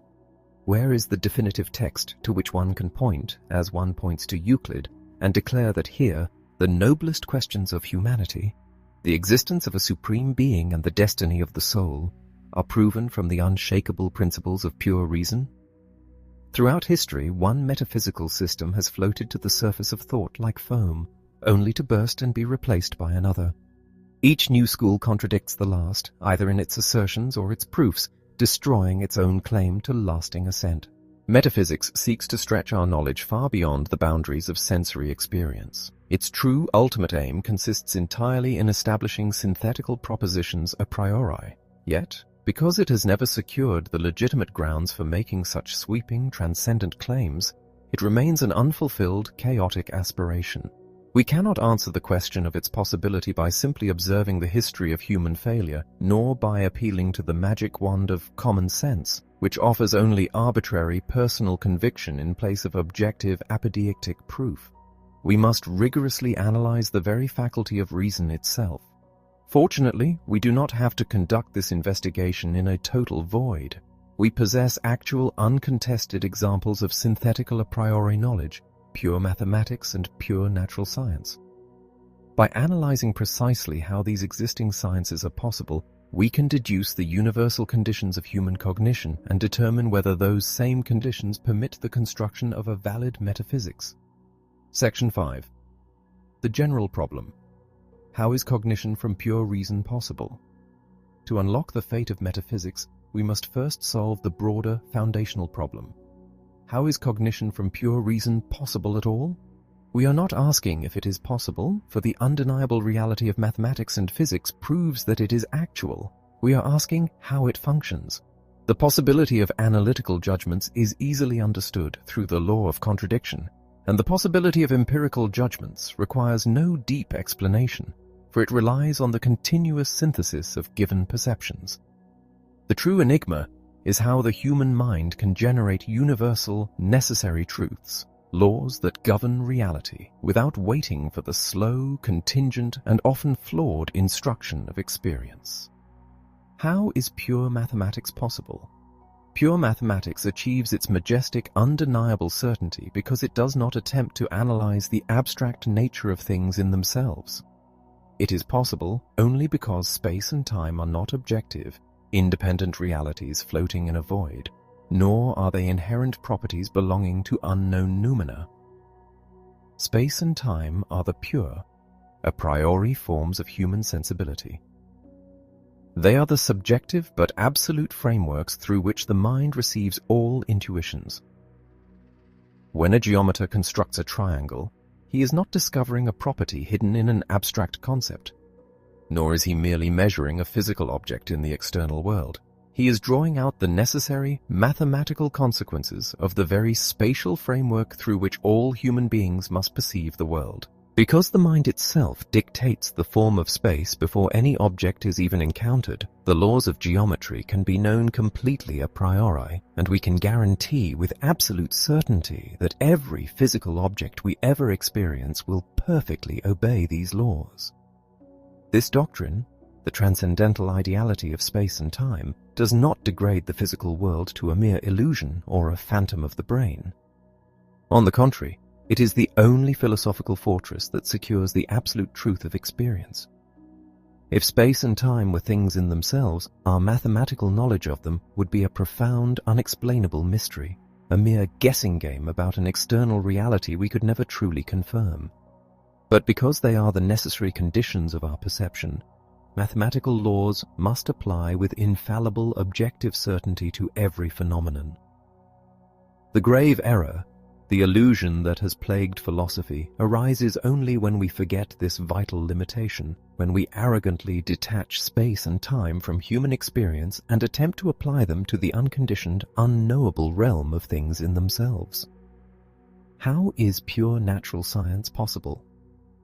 Just as human sensibility is structured by its pure forms of space and time, the human understanding possesses its own pure a priori concepts, the categories. Nature, understood as the rule-governed harmonious system of appearances, is not a chaotic random stream of disconnected sensations. Nature is possible only because the understanding actively synthesizes, binds, and organizes the raw data of sense according to its own universal laws. The profound principles of possible experience, such as the law that all changes must have a strict cause, or that the quantity of substance remains permanent through all superficial alterations, are nothing less than the foundational laws of nature itself. We do not extract the law of causality by passively observing the world. Rather, the world is intelligible to us as a cohesive system only because our understanding actively prescribes the law of causality to our perceptions.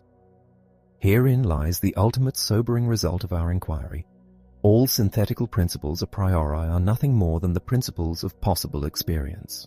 They are the structural rules for building a coherent empirical world. They can never, under any circumstances, be referred to things in themselves. When pure mathematics or pure natural science makes a claim, it represents only that which makes experience generally possible. The inquiry into how pure natural science is possible yields a profound and inescapable truth. The principles of possible experience are, at the very same time, the universal laws of nature. The human understanding does not passively draw its laws a posteriori from observing the physical world. Rather, it actively prescribes its own laws to nature. By structuring the chaotic, incoming manifold of sensation according to its own pure, a priori concepts, such as substance and causality, the understanding literally constructs the coherent system we experience as the physical universe. Therefore, the application of mathematics to empirical reality is not a happy, inexplicable accident. When the understanding anticipates that all phenomena must possess a measurable quantity through the axioms of intuition, and that every sensation must possess a specific, continuous degree of intensity through the anticipations of perception, it guarantees that the strict apodeictic certainty of mathematics applies flawlessly to every possible object of experience. We can measure the stars and calculate the trajectories of moving bodies with absolute confidence solely because the mind has already structured space, time, and sensory degree before the physical object is even consciously perceived. Yet this majestic structuring power of the human mind contains a severe and absolute limitation, one that human arrogance constantly seeks to ignore. The laws of nature, as legislated by the understanding, govern only phenomena, the appearances of things as they are filtered and processed through human sensibility. They have absolutely no jurisdiction over things as they are in themselves, noumena. When the mind forgets this vital restriction and attempts to take its purely subjective tools of organization and apply them to objects that can never be given in physical intuition, it crosses the boundary from legitimate natural science into the treacherous, fog-shrouded domain of transcendent speculation. This brings us to the third and most perilous question. How is metaphysics in general possible? While mathematics and natural science enjoy undeniable success because they restrict themselves to the given conditions of experience, metaphysics is driven by a fundamentally different, almost tragic intellectual impulse. It is the very nature of human reason to be endlessly dissatisfied with the conditioned, contingent, and partial truths of the physical world.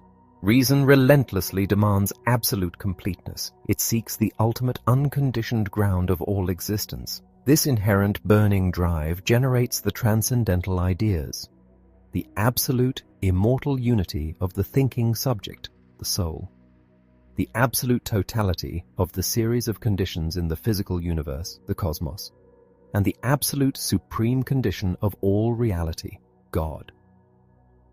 Because these sublime ideas can never be fulfilled or verified by any possible physical experience, they inevitably lead reason into a profound, natural illusion. This illusion is most spectacularly and distressingly revealed in the antinomies of pure reason, the unavoidable dialectical conflicts in which reason turns its own flawless logic against itself. When reason attempts to grasp the absolute totality of the world, it finds that it can prove, with equal apodeictic certainty, two entirely contradictory propositions. It can flawlessly demonstrate that the world must have a beginning in time and a limit in space, and yet prove with equal, unshakable force that the world must be infinite in both. It can prove that everything in nature is composed of simple, indivisible parts, and simultaneously prove that nothing is simple and that matter is infinitely divisible. It can demonstrate the absolute necessity of an uncaused, spontaneous freedom, and yet just as strictly prove that there is no freedom and that everything is bound by the iron chain of natural causality. Finally, it can prove the existence of an absolutely necessary being and immediately turn around to prove that everything in the universe is merely contingent. This terrifying intellectual self-contradiction, a state that rejoices the mocking skeptic but fills the critical philosopher with dismay, is not a mere accident of flawed logic. It is the inevitable, catastrophic result of treating the phenomenal world of space and time as if it were a reality existing in itself. The moment we recognize the critical truth that space, time, and the categories are merely subjective frameworks of human cognition, the illusion dissolves. The transcendental ideas are rescued from absurdity only when we realize their true intended purpose. They are not constitutive principles. They do not give us objective, factual knowledge of the soul, the universe, or God. Instead, they are strictly regulative principles. They serve to guide the understanding, pushing human scientific inquiry toward maximum systematic unity, commanding us to investigate nature as if it were a perfectly harmonious whole originating from a supreme intelligent design. We are now equipped to answer the ultimate question, solution of the general question of the prolegomena: how is metaphysics possible as a science? Metaphysics, as a mere natural disposition, a restless, unavoidable yearning of the human spirit for the absolute, is undeniably actual. But left to its own unguided devices, it is purely dialectical and illusory, producing only foam that dissolves as quickly as it rises to the surface of thought. To elevate metaphysics from a chaotic battlefield of dogmatic twaddle to the dignified, unshakable rank of a true science, there is only one possible path: the strict, merciless critique of pure reason. This critique must completely inventory the mind's a priori concepts, expose their origins in sensibility and understanding, and rigorously define the absolute impassable limits of their application. Once this critical foundation is laid, metaphysics possesses a unique and extraordinary advantage over all other sciences. It can be brought to absolute completion, because its entire domain lies strictly within the architecture of human reason itself and not in the endless, inexhaustible data of external experience. A complete, final, and unchanging system of pure reason is entirely possible. The era of dogmatic metaphysics, with its vain promises and crumbling theoretical towers, has undeniably collapsed. It is time to clear away the ruins.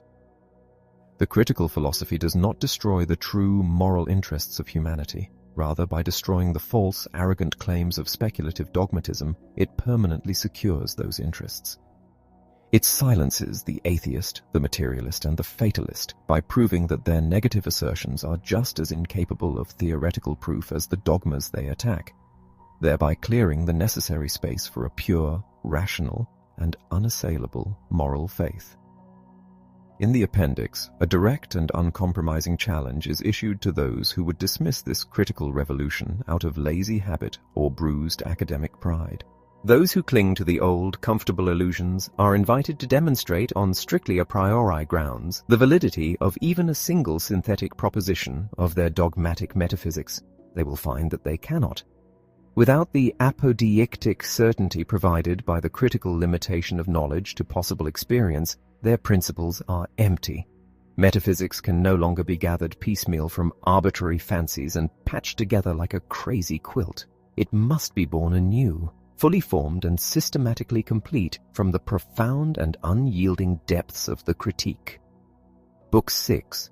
An answer to the question, what is enlightenment? To understand the profound awakening that beckons humanity, we must first recognize the heavy, invisible chains that have kept it bound for so long. Enlightenment is nothing less than the human being's resolute emergence from a state of immaturity, a state that is entirely self-incurred. This immaturity is not a lack of natural intelligence. It is the agonizing inability to use one's own understanding without relying on the guiding hand of someone else.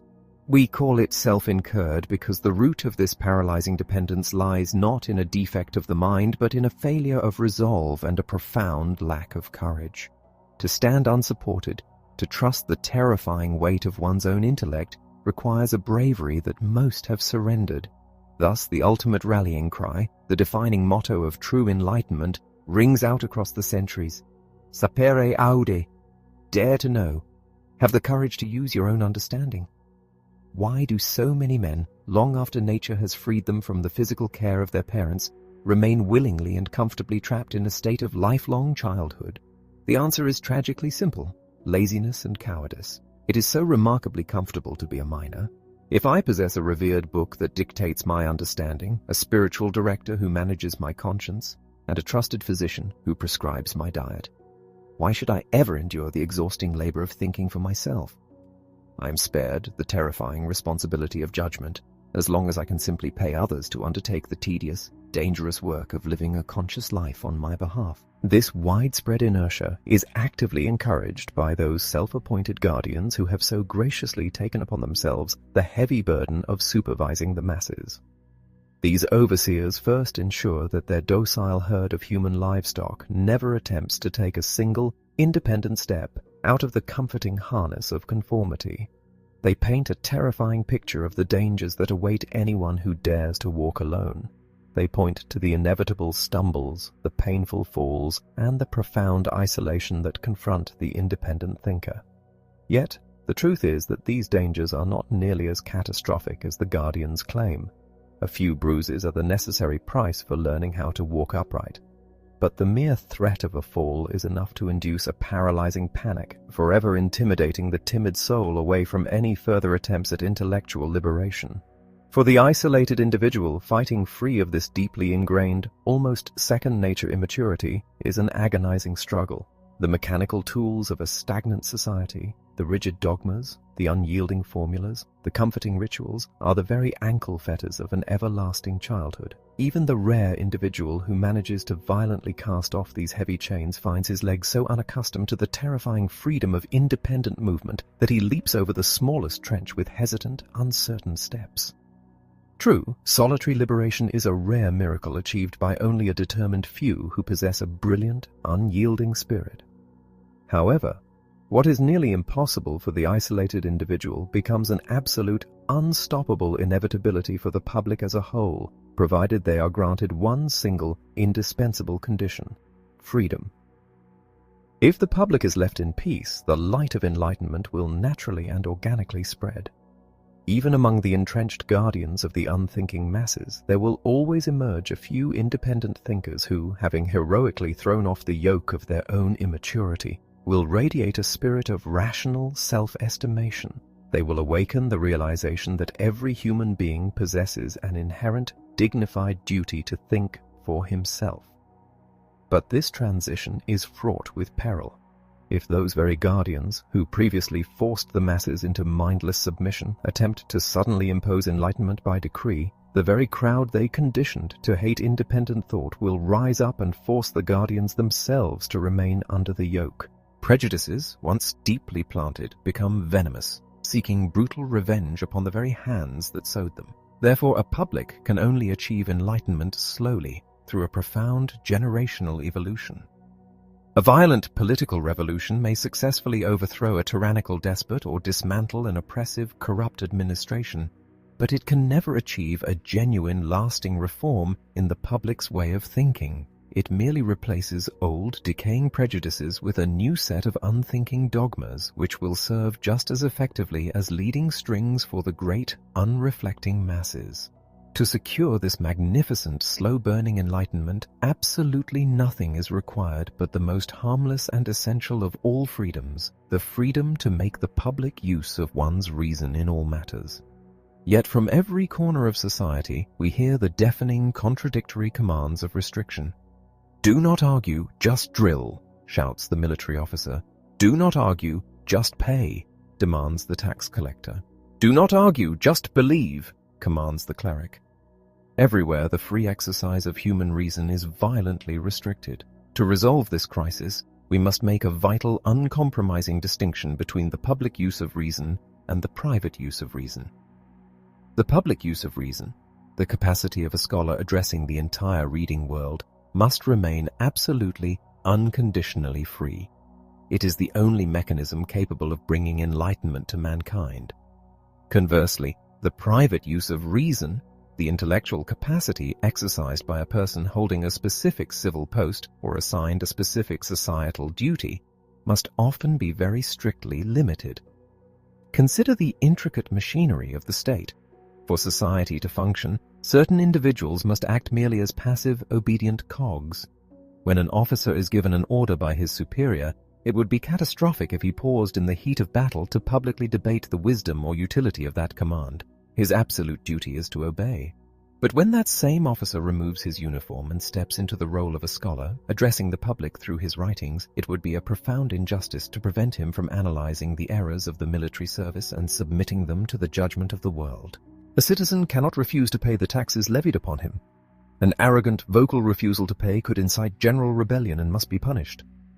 But as an intellectual, he commits no crime when he publicly articulates his reasoned objections to the unfairness or absurdity of those very taxes. Nowhere is this distinction more critical and more fragile than in the realm of religion.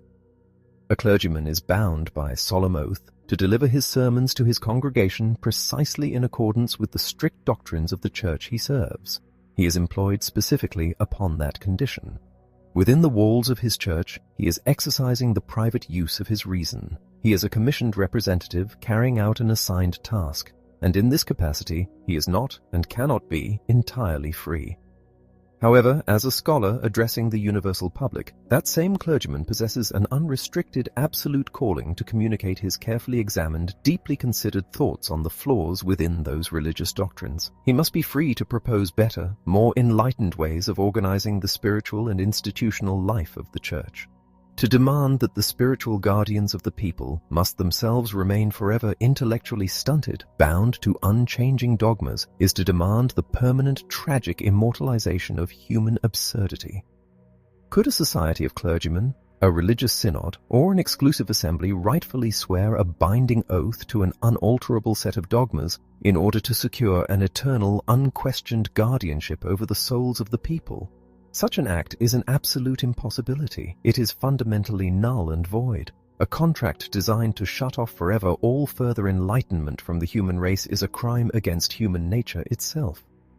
The original, sacred destiny of humanity consists entirely in its relentless, forward-moving progress.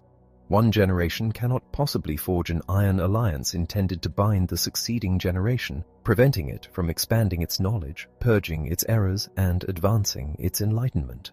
A monarch may certainly unite the people's collective will within his own legislation, but he has absolutely no right to freeze their spiritual development. If he attempts to enforce permanence upon a specific religious organization, punishing those who seek to reform it, he betrays the very essence of his majesty. His supreme duty is to maintain civil order, not to act as a theological dictator. When we survey the present landscape and ask, are we now living in an enlightened age? The honest, unvarnished answer is no, we are not. But we are undeniably living in an age of enlightenment. The path has been cleared, and the obstacles preventing men from emerging from their self-incurred immaturity are slowly but surely being dismantled. In this grand historical movement, we must recognize the unparalleled contribution of a specific kind of ruler, a monarch who considers it beneath his dignity to dictate the religious conscience of his subjects, who embraces the noble title of tolerant, and who allows his citizens the terrifying, beautiful freedom to use their own reason. Such a ruler does not fear the shadows because he commands a well-disciplined, formidable army to guarantee the public peace.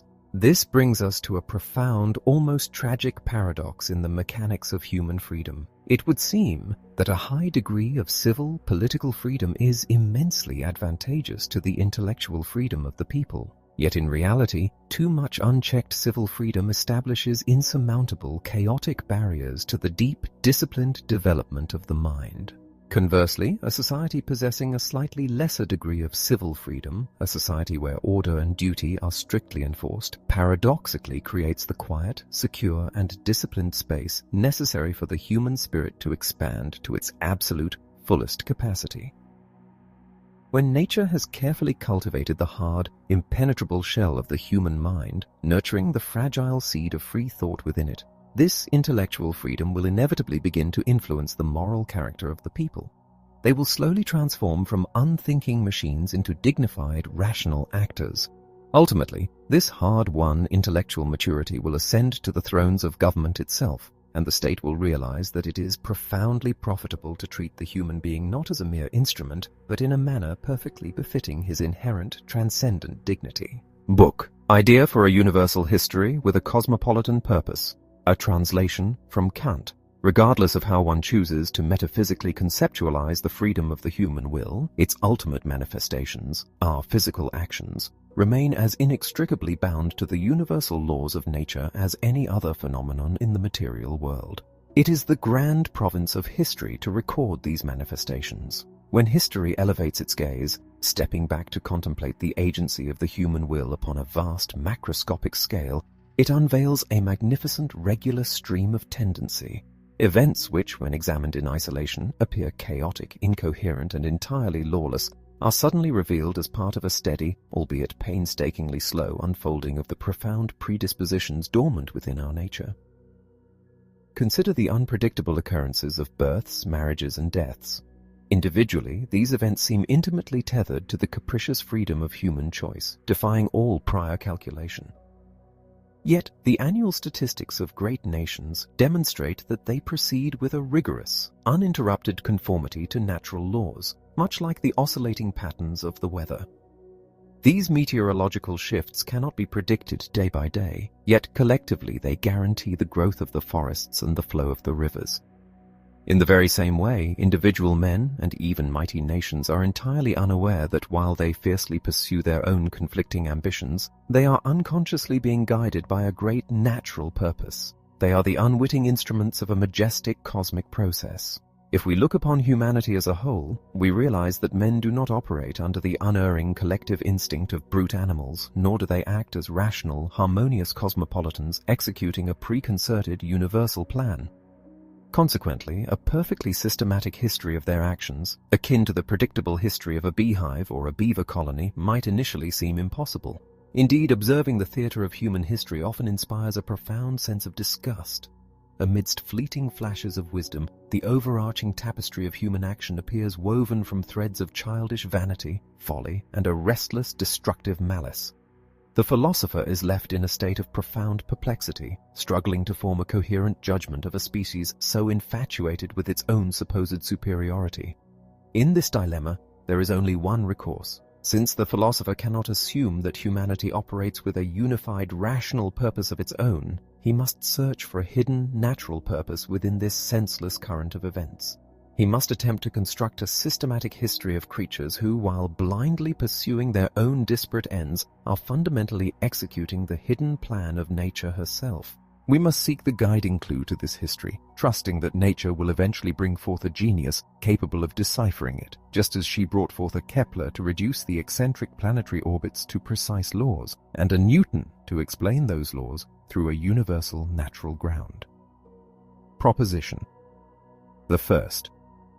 It is a fundamental axiom of nature that all tendencies and predispositions implanted within any creature are destined ultimately to unfold themselves perfectly and in strict accordance with their final purpose.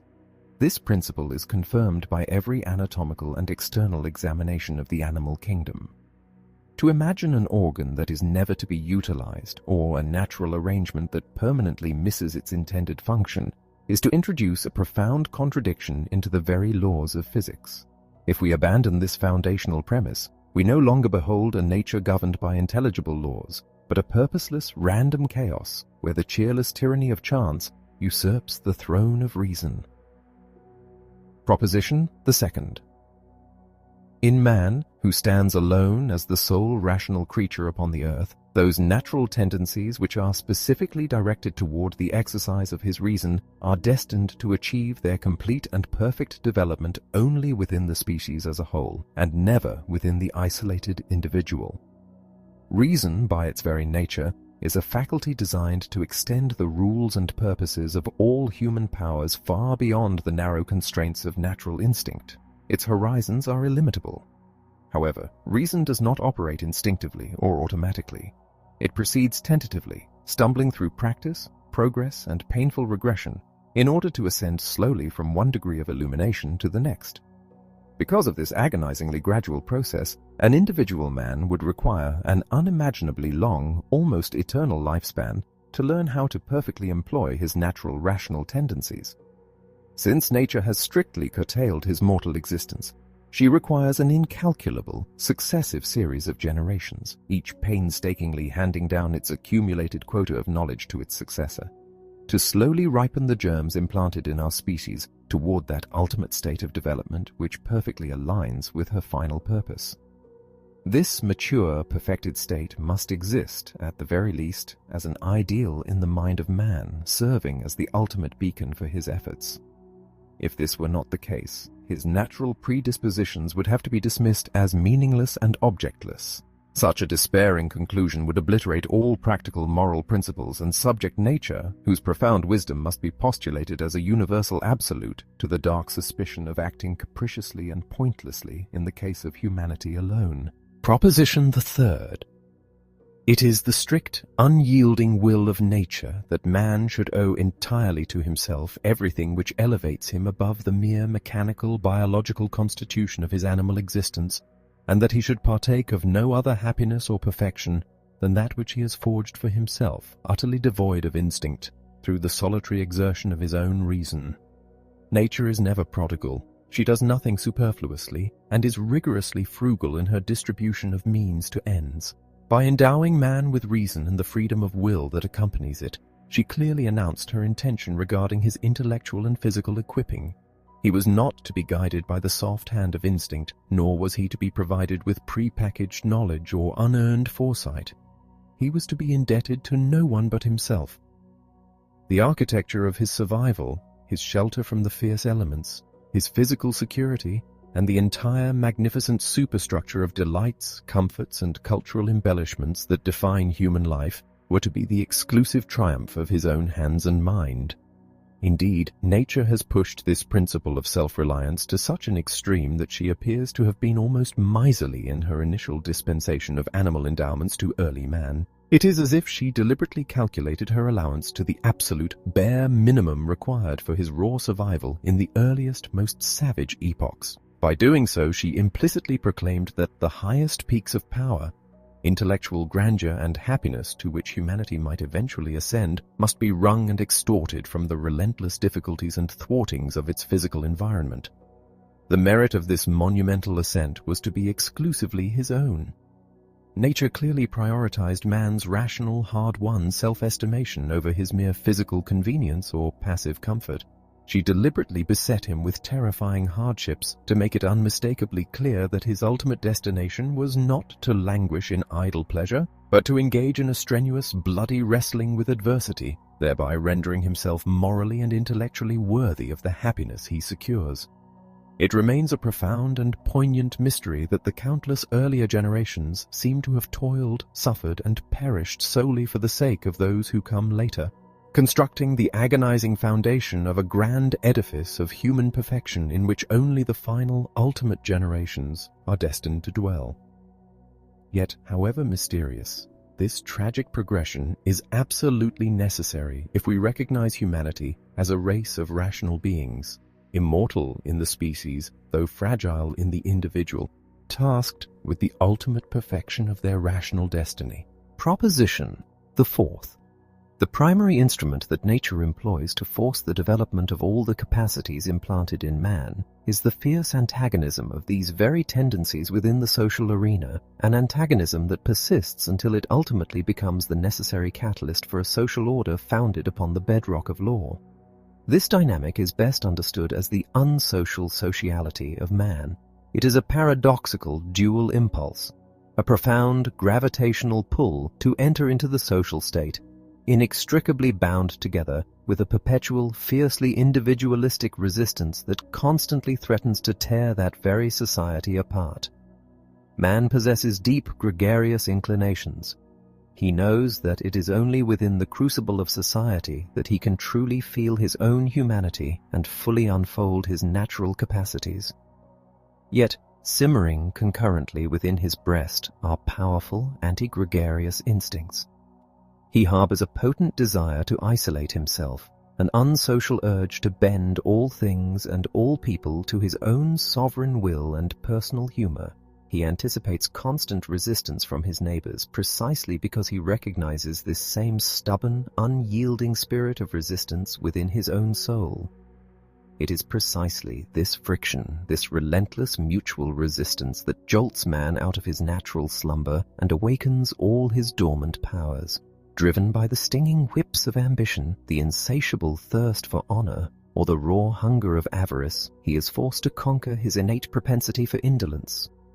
He strives desperately to carve out a place of distinction for himself amongst his fellows, whom he can neither peacefully endure nor entirely abandon. From this brutal crucible emerge the very first, agonizing steps out of savagery and into the light of culture, which fundamentally consists in the social worth and cultivation of mankind. Talents of every conceivable variety are gradually unfolded, aesthetic taste is painfully refined, and through the slow, agonizing accumulation of intellectual light, a foundation is laid. This foundation slowly transforms the crude, natural impulse toward moral discrimination into firmly grounded, practical principles of ethics. What begins as a pathological, forced social concert, extorted from men merely by the brutal necessities of survival, is finally exalted into a genuine moral union born of reasoned choice. If it were not for these deeply antisocial, unamiable propensities, the very traits that breed the fierce resistance every man encounters when pushing his own selfish claims, humanity would languish in a stagnant Arcadian paradise of perfect harmony, pastoral peace, and suffocating mutual love. In such a frictionless vacuum, all the magnificent talents and profound capacities of the human spirit would be smothered in their very seeds.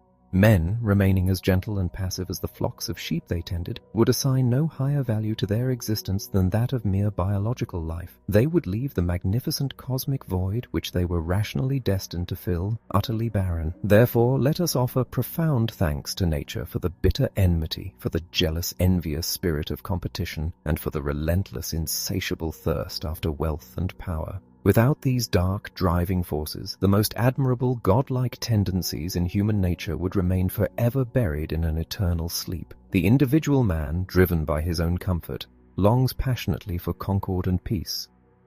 But nature, possessing a far deeper wisdom regarding the ultimate destiny of the species, ordains discord. Man wishes to sink into a luxury of passive indolence, but nature relentlessly precipitates him into a vortex of labors, hardships, and existential terrors, precisely so that he may be forced to invent the intellectual and structural remedies necessary to conquer them. Through this strenuous conquest, he elevates himself far above his base origins rather than sinking below them in an unambitious, animalistic evasion. The very impulses of his moral constitution that breed universal antagonism and misery are the very same forces that stimulate the furious reaction of his faculties, driving the majestic development of his primitive tendencies. They betray the masterful adjusting hand of a supremely wise creator, not the bungling execution of an evil spirit seeking to perplex creation with purposeless malice. Proposition the fifth. The supreme, crowning problem assigned to the human species, the ultimate challenge to which it is irresistibly, almost violently urged by its own natural impulses, is the establishment of a universal civil society founded upon the absolute empire of political justice.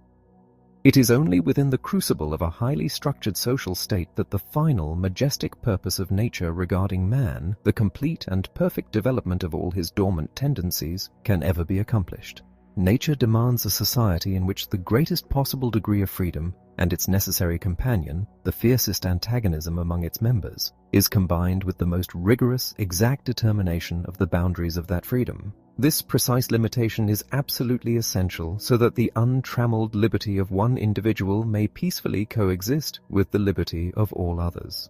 Therefore, a society wherein maximum freedom under the law is united with an irresistible, overarching power, in other words, a perfectly just civil constitution, is the highest, most difficult problem that nature sets before humanity. It is only through the successful solution of this monumental problem that nature can ever hope to accomplish the remainder of her grand purposes for our species. Man, who is naturally so profoundly enamored of lawless, savage freedom, is ultimately compelled to enter into this state of civil restraint by the most relentless of all taskmasters, absolute necessity. It is a necessity that is entirely self-imposed. The chaotic, destructive nature of his own unbridled inclinations makes it practically impossible for him to preserve a state of perfect, isolated liberty for any significant length of time in the close proximity of his fellow men. Yet, once confined within the strict boundaries of a civil community, these very same turbulent inclinations produce the most magnificent effects. The situation is precisely analogous to that of trees in a dense forest. Because each individual tree relentlessly endeavors to rob its neighbor of essential air and sunlight, they are all compelled to shoot straight upwards in a desperate, competitive quest for both. Thus, they attain a beautiful, erect, and majestic growth. Conversely, those trees which stand in solitary freedom, throwing out their branches arbitrarily and without any mutual restraint, inevitably become stunted, crippled, and grotesquely distorted. All the magnificent gifts of art, the refinements of cultivation which so adorn the human race, and the most beautiful intricate forms of social order, all these are the direct, harvested fruits of that very anti-social principle. It is an unruly principle which is eventually forced by the brutal friction of its environment to discipline itself, and thereby, through the very resistance generated by man's worldly situation, it ultimately secures the perfect development of all the seeds planted by nature. Proposition the sixth. This problem of a perfect civil constitution is simultaneously the most difficult of all human endeavors, and the one which is destined to be solved the very latest by mankind. The profound difficulty inherent in the bare concept of such a problem lies in a tragic paradox. Man is an animal who, so long as he lives among others of his own species, stands in absolute need of a master, for he inevitably and predictably abuses his freedom in his dealings with his equals, even though, as a creature endowed with reason, he genuinely desires a universal law that might set secure boundaries to the liberty of all. His selfish, animalistic propensities constantly seduce him into making a convenient exception in his own favor whenever he believes he can safely do so. He therefore desperately requires a master to curb his arrogant will and to compel him into submission to a universal, objective will which alone can guarantee the possibility of universal freedom. But where, in all the world, is he to find this master? He must, of necessity, seek him among the human species. Yet, as a human being, this appointed master will also be an animal who inherently requires a master. Whether this supreme, irresponsible power is lodged in a single monarch or distributed among a ruling assembly, it is virtually impossible to ensure that it will not abuse its authority. Consequently, this problem remains the most agonizingly difficult of any faced by humanity. Indeed, its absolutely perfect solution is impossible. Out of timber so crooked and perverse as that from which man is carved, nothing absolutely straight can ever be wrought. A continuous, asymptotic approximation to this ideal of perfect justice is therefore the only mandate that nature enjoins upon us. That this will also be the very last of all problems to which the human species successfully addresses itself is self-evident. To achieve even an approximation of this ideal requires a confluence of three exceedingly rare elements: perfectly just notions regarding the true nature of a good constitution, a vast accumulation of historical experience, and above all else, a goodwill universally disposed toward the adoption of such a constitution. It is hardly to be expected that these three elements will ever coincide until after countless centuries of painful, fruitless trials and agonizing political experiments. Proposition the seventh. The problem of establishing a perfect internal civil constitution is inextricably bound to and entirely dependent upon the problem of creating a system of international relations properly adjusted to universal law. Apart from the successful resolution of this latter global problem, the former can never be truly solved. To what ultimate purpose is such agonizing labor bestowed upon forging a just civil constitution for individual men if the resulting commonwealths themselves are left in a state of chaotic anarchy? The very same aggressive, anti-social impulse which originally drove isolated men into civil society is again the root cause that every commonwealth in its external relations with other states occupies exactly the same terrifying ground of lawless, uncontrolled liberty. Consequently, each state must constantly anticipate from its neighbors the very same devastating evils which once compelled naked individuals to seek the protection of the social contract. Nature, therefore, cunningly avails herself of this enduring spirit of enmity, a spirit now operating on the grand scale of national corporations, for the ultimate purpose of attaining, through the inevitable, bloody antagonism of this spirit, a final state of rest and security. Through the horrors of war, through the immoderate, crippling exhaustion of ceaseless preparations for future campaigns, and through the crushing pressure of economic devastation and debt which war eventually entails upon every nation, even in the midst of peace, nature relentlessly drives the states to all manner of desperate experiments and political expedients. Finally, after enduring infinite devastations, profound ruin, and a universal exhaustion of energy, she forces them toward a solution which plain reason ought to have suggested to them from the very beginning, without the cost of such sad and bloody experience. She drives them to quit the barbarous condition of lawless international power and to enter into a grand federal league of nations. In this great confederation, even the weakest member state will look for the guarantee of its rights and for its military protection, not to its own inadequate power or its own biased adjudication, but solely to this united collective power and the objective adjudication of the universal will. Visionary and utopian, as this idea may seem, and as such it has been openly laughed at in the writings of the Abbé de Saint-Pierre and Rousseau, perhaps because they deemed its accomplishment too near at hand. It is, notwithstanding, the inevitable, inescapable resource and the only mode of escape from that crushing pressure of evil which nations reciprocally inflict upon one another. Hard as it may be to realize such a majestic global idea, states must of necessity be driven at last to the very same painful resolution to which the savage man of nature was once driven with equal reluctance, namely, to sacrifice their brutal, unfettered liberty and to seek peace and security in a constitution founded upon objective law. All wars, therefore, must be viewed as so many tentative, violent essays, not in the conscious intention of man, but in the profound, hidden intention of nature, to bring about new relations among states. By means of bloody revolutions and the dismemberment of empires, she seeks to form new political bodies. These new bodies, in turn, either from internal structural defects or external attacks, cannot support themselves, and must inevitably undergo similar agonizing revolutions. This terrifying cycle will continue until, at long last, partly by the best possible internal arrangement of civil government, and partly by common concert and legal compact without, a global condition is attained which, like a perfectly ordered, self-sustaining commonwealth, can maintain itself automatically and eternally against all disruptions. The history of the human race, viewed as a complete and magnificent whole, can be regarded as the gradual, inexorable realization of a hidden plan of nature to bring about a perfectly constituted political state. This perfect state, both internally just and externally secure, is the sole condition under which nature can fully and completely develop all the profound capacities she originally implanted in humanity. This proposition is the necessary logical corollary to all that has preceded it.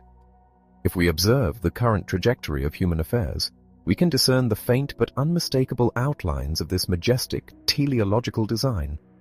We see states so closely intertwined by the complex bonds of commerce and mutual interest that no single nation can suffer a significant internal decay, whether in its industry, its wealth, or its civil order, without the shockwaves of that collapse being violently felt by all surrounding nations.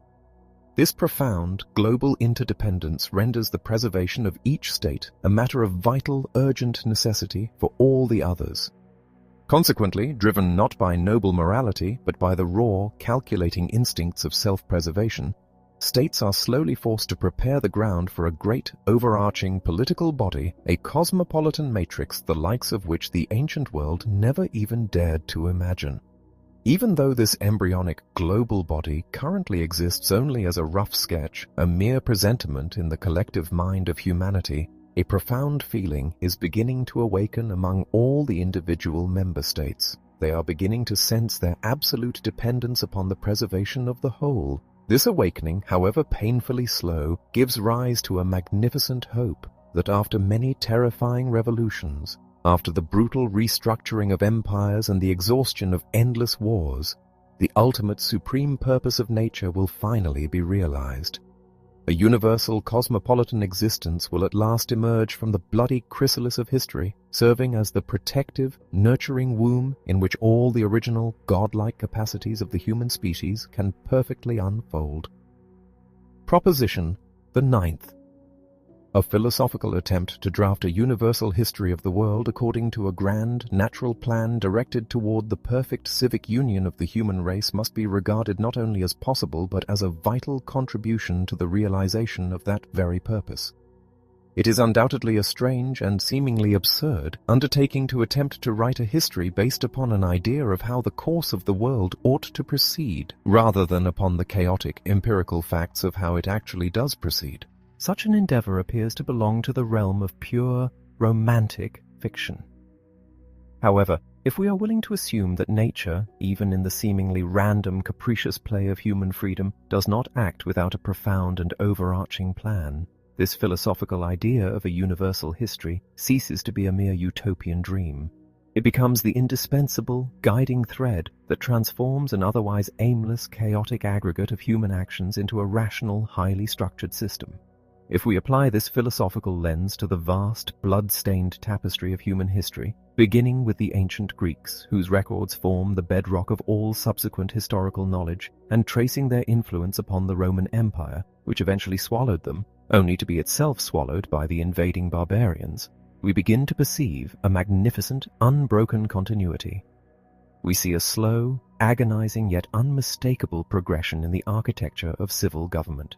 Each great civilization, while pursuing its own selfish ambitions and ultimately collapsing under the weight of its own internal contradictions, unconsciously bequeathed a refined, superior model of political organization to the civilization that arose from its ashes. By tracing this hidden, progressive thread through the ruins of fallen empires, we discover a comforting, rational prospect for the future. We are not forced to look upon the theater of human history as a meaningless Sisyphean tragedy, where generations toil and suffer only to have their achievements repeatedly obliterated by blind chance. Instead, this philosophical view of history opens a consoling, majestic horizon. It assures us that, despite the terrifying detours and the agonizing slowness of the process, the human race is inexorably moving toward that exalted state where all the seeds planted by nature will finally blossom. The justification of nature, or rather, of ultimate providence, is the highest, most noble motive for adopting this particular vantage point upon world history. For what possible good can it do to study the majesty of the physical universe and to recognize the supreme wisdom of its mechanical laws, if the very highest theater of creation, the history of the human race itself, remains a source of perpetual objection, a chaotic spectacle that forces us to turn our eyes away in despair, doubting whether any rational purpose governs the whole?